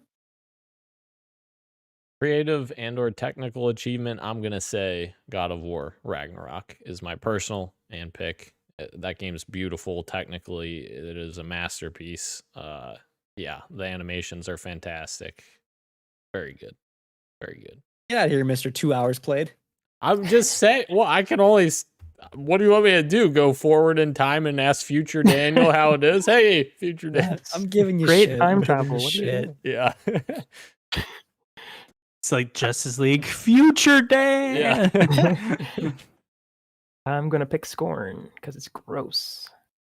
It was fucking disgusting. It's great. It's astoundingly gross. That is definitely a game that I was like, oh, I can't wait to play it. And someone was like, it's a puzzle game, and I went, see ya. Bye. No respect to Dan. Sorry, no respect to Dan. No respect to Dan. All right. No disrespect to Dan. Quick, no, I don't respect Dan. Technical achievement, sure. I would actually even say technical achievement, maybe Horizon over God of War, if I'm being honest. But for like creative, like unmatched Elden Ring. I don't think Scorn is going to get enough votes. I think this is where the beginning of the sweep. Elden Ring is going to win here. No, not enough people even played Scorn, I think, to even like hit this. Like to be in the category of winning. Elden Ring and Horizon for me personally on like who I would vote for. I hate to say this. I think Elden Ring is going to win, but I'm voting for Horizon because if we're talking about artistic design and animation, if you show me 3 people, tell me they're for 3 different tribes, I would know the 3 different people in the different tribes. Because the way that they designed them, the way that they gave them their own culture was incredible. And it's close because Elden Ring also did that with their areas. It was beautiful, but I think Elden Ring is going to win, but I'm voting for Horizon. And I'm just praying Horizon wins something. It might just be copium at this point. I'll have to wait and see. That puts us at our final top 3. Everyone STFU best narrative game for outstanding storytelling and narrative development in a game. We have A Plague Tale Requiem, Elden Ring, God of War Ragnarok, Horizon Forbidden West, and Immortality. Sound off, Dan. Wow. Also, again, a Well, lot of snubs here, and they're all indie games for me personally, but whatever. agreed, but this is still a great category. I'm gonna once again say God of War Ragnarok, personal, and one I think that's gonna win. I don't know what the story is of Elden Ring, or else I would like to pick that. So I'm sure didn't you hear it has no story. Oh, Yeah, According to the internet, there is no story. Yeah. there's no okay. story or narrative in Elden Ring. okay, all right. I can't believe what I'm reading Yes. from these people. I'm sorry, your predicted winner was Ragnarok, Dan? Ragnarok, yes. Also, your vote, right? Yes, Just to make sure. Yes, and Okay. I'm very naive because I don't know anything about Elden Ring. I know it's a great game, but Sure. I to be fair, I also don't think it's going to win here. I don't think so either. Bro. I'm gonna go with God of War Ragnarok as well for this one. I was trying to decide between that and Immortality, but I'm gonna go with God of War Ragnarok. I will say Plague Tale Yeah. Requiem is showing up a lot, and we're not touching it. it's just there. Yeah, no, it's a sweep. I don't think Plague's probably taking anything here. Yeah. My thing is like Immortality would maybe be Elden Ring is obviously my pick here of these. I actually don't think it's the best from software narrative. For me, it'd be like Bloodborne, but Immortality I won't like get the numbers here, despite it being really freaking great. I think it's gonna, despite me loving it, it's gonna go to Ragnarok, and I think that is the most uninteresting choice we could make, if I'm being honest. However, it's my predicted winner is Ragnarok. I don't agree as harshly, but I understand the overall point, Christian. I do agree. After beating it, going like, would I give that the best narrative over Elden Ring and Immortality? I don't know, really. This is a very hard choice for at least me, but I don't want to take up too much time, so I'm going to try to be quick and think. I'm going to say God of War Ragnarok probably wins because that's just one, recency bias, and two, no offense to people voting, they're going to like the more direct storytelling of God of War Ragnarok versus a more indirect storytelling of Elden Ring. I'm voting for Immortality, though. Yes, I think it's a resounding Ragnarok for all of us there on that one. Mm-hmm. For predicted winners. That puts us at Best Game Direction, awarded for outstanding creative vision and innovation in game direction and design. We have Elden Ring, God of War Ragnarok, Horizon Forbidden West, Immortality, and Stray. I'm going to say personal pick Ragnarok, but I'm going to say the winner is going to be Elden Ring. I think the direction of that game, a lot of people have lauded and very much gotten behind, so I can respect that and appreciate that from afar, because there's no way in hell I'm touching it. Let's try it. It's the most approachable. Please. Legit. I don't want to die and die again. It's actually not that hard. I think it's a little overplayed how hard it is. Bro. I'm going Immortality for this one because it's very creative and it literally directs you in. It's a movie, literally. But yeah, I think I'm going to go with Immortality for this one. I hope it wins it. I think it deserves more praise going through these categories. So yeah, I think it wins this one too. I respect that, to be honest. You're onto something there, and I think were it not for Elden Ring, I think I'd be right behind you, saying it should win, and it will probably win. But Elden Ring has that cachet, and I think From Software, Miyazaki made one of the games of the generation. It's going to be as inspiring as Breath of the Wild was/is. So my vote and my predicted winner is Elden Ring. Christian, we're like on the same page today because I find myself saying this a lot. On the same page. Elden Ring's design, philosophy, the game Bible that they created with this game, the direction is going to be a learning point for every development team making an open world game going forward. We're going to have a pre and post Elden Ring, I think, video games. Obviously not immediately. I think in 4 or 5 years when these games start being made by the people who got inspired by this game, we're gonna see more of that. We're gonna see more immersive things that God of War Ragnarok does as well, but nowhere near to the thing of Elden Ring. Although I think the overall sentiment behind this kind of meme was a bit mean, or at least meaner than I would have intended. But the meme of if Ubisoft made Elden Ring with a million things on the screen, I think does try and show off the actual heft that this game does have, with you knowing where to go. But at no point does a compass come up on the screen and say, by the way, go to Kalium, or go underground, you might find something, or go on the top of this mountain. There's a character that says, oh my god, I fought this guy, I might have lost something. I think I fought him where this red dragon sleeps. You know, like stuff like that nothing comes up on your screen, but you hear like, oh, I remember seeing that kind of near the start of the game. See if I can reach it. Like that stuff, that's good game design. That is designing something to where there's a path and you have figured it out and you have it so precisely down that you know exactly where the player is going to go. And that's where you put the pins at. And there's so many little missions inside of that game that I didn't need to look anything up, because I remembered that a couple missions ago, this girl said, hey, when you finish that, come here. And I did that, and boom, boom, bam. It's amazing. Elden Ring is both my pick and win. I'm a little sad I can't pick Immortality, though, because definitely deserves it. I'll give it like a little bow. Like, I wish I could vote for you, but I can't, because like this thing literally is one of the most inspiring games probably in the last 10 years. Honorable mention. And it's also on Netflix now. Everyone should at least try it. Please. Wait, someone. It's a Netflix game? You can play it on Netflix now. Oh, yeah. Okay. I didn't realize that. So like on your phone. Game Pass as well. Yeah. Gotcha. I don't remember if it's on PC. It might be. Yeah.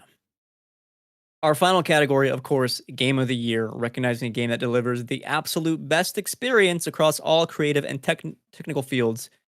I don't like the nominees here. However, I got it. Whatever. I'll tell you them. A Plague Tale Requiem. Sure.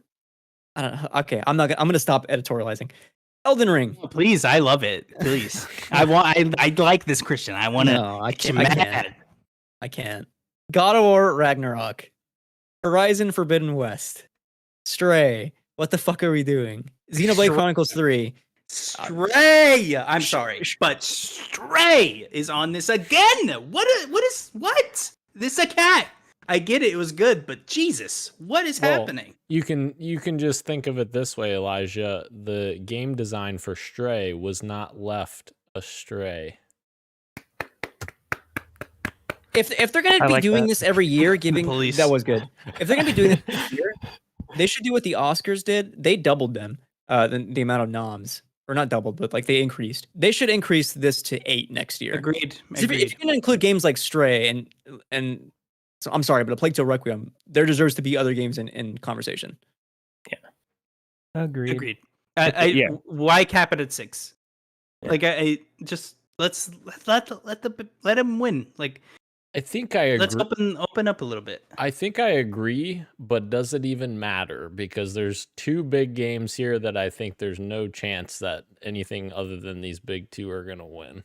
Well, okay, but here's the thing. If we include more games, you might have a more interesting conversation of like, yes, Elden Ring was like one of the best games of this year, but like I really loved Citizen Sleeper. You might get people actually voting for that and have more interesting votes down the line after the fact, rather than let's all vote for like our favorite blockbuster that came out this year. That's fair.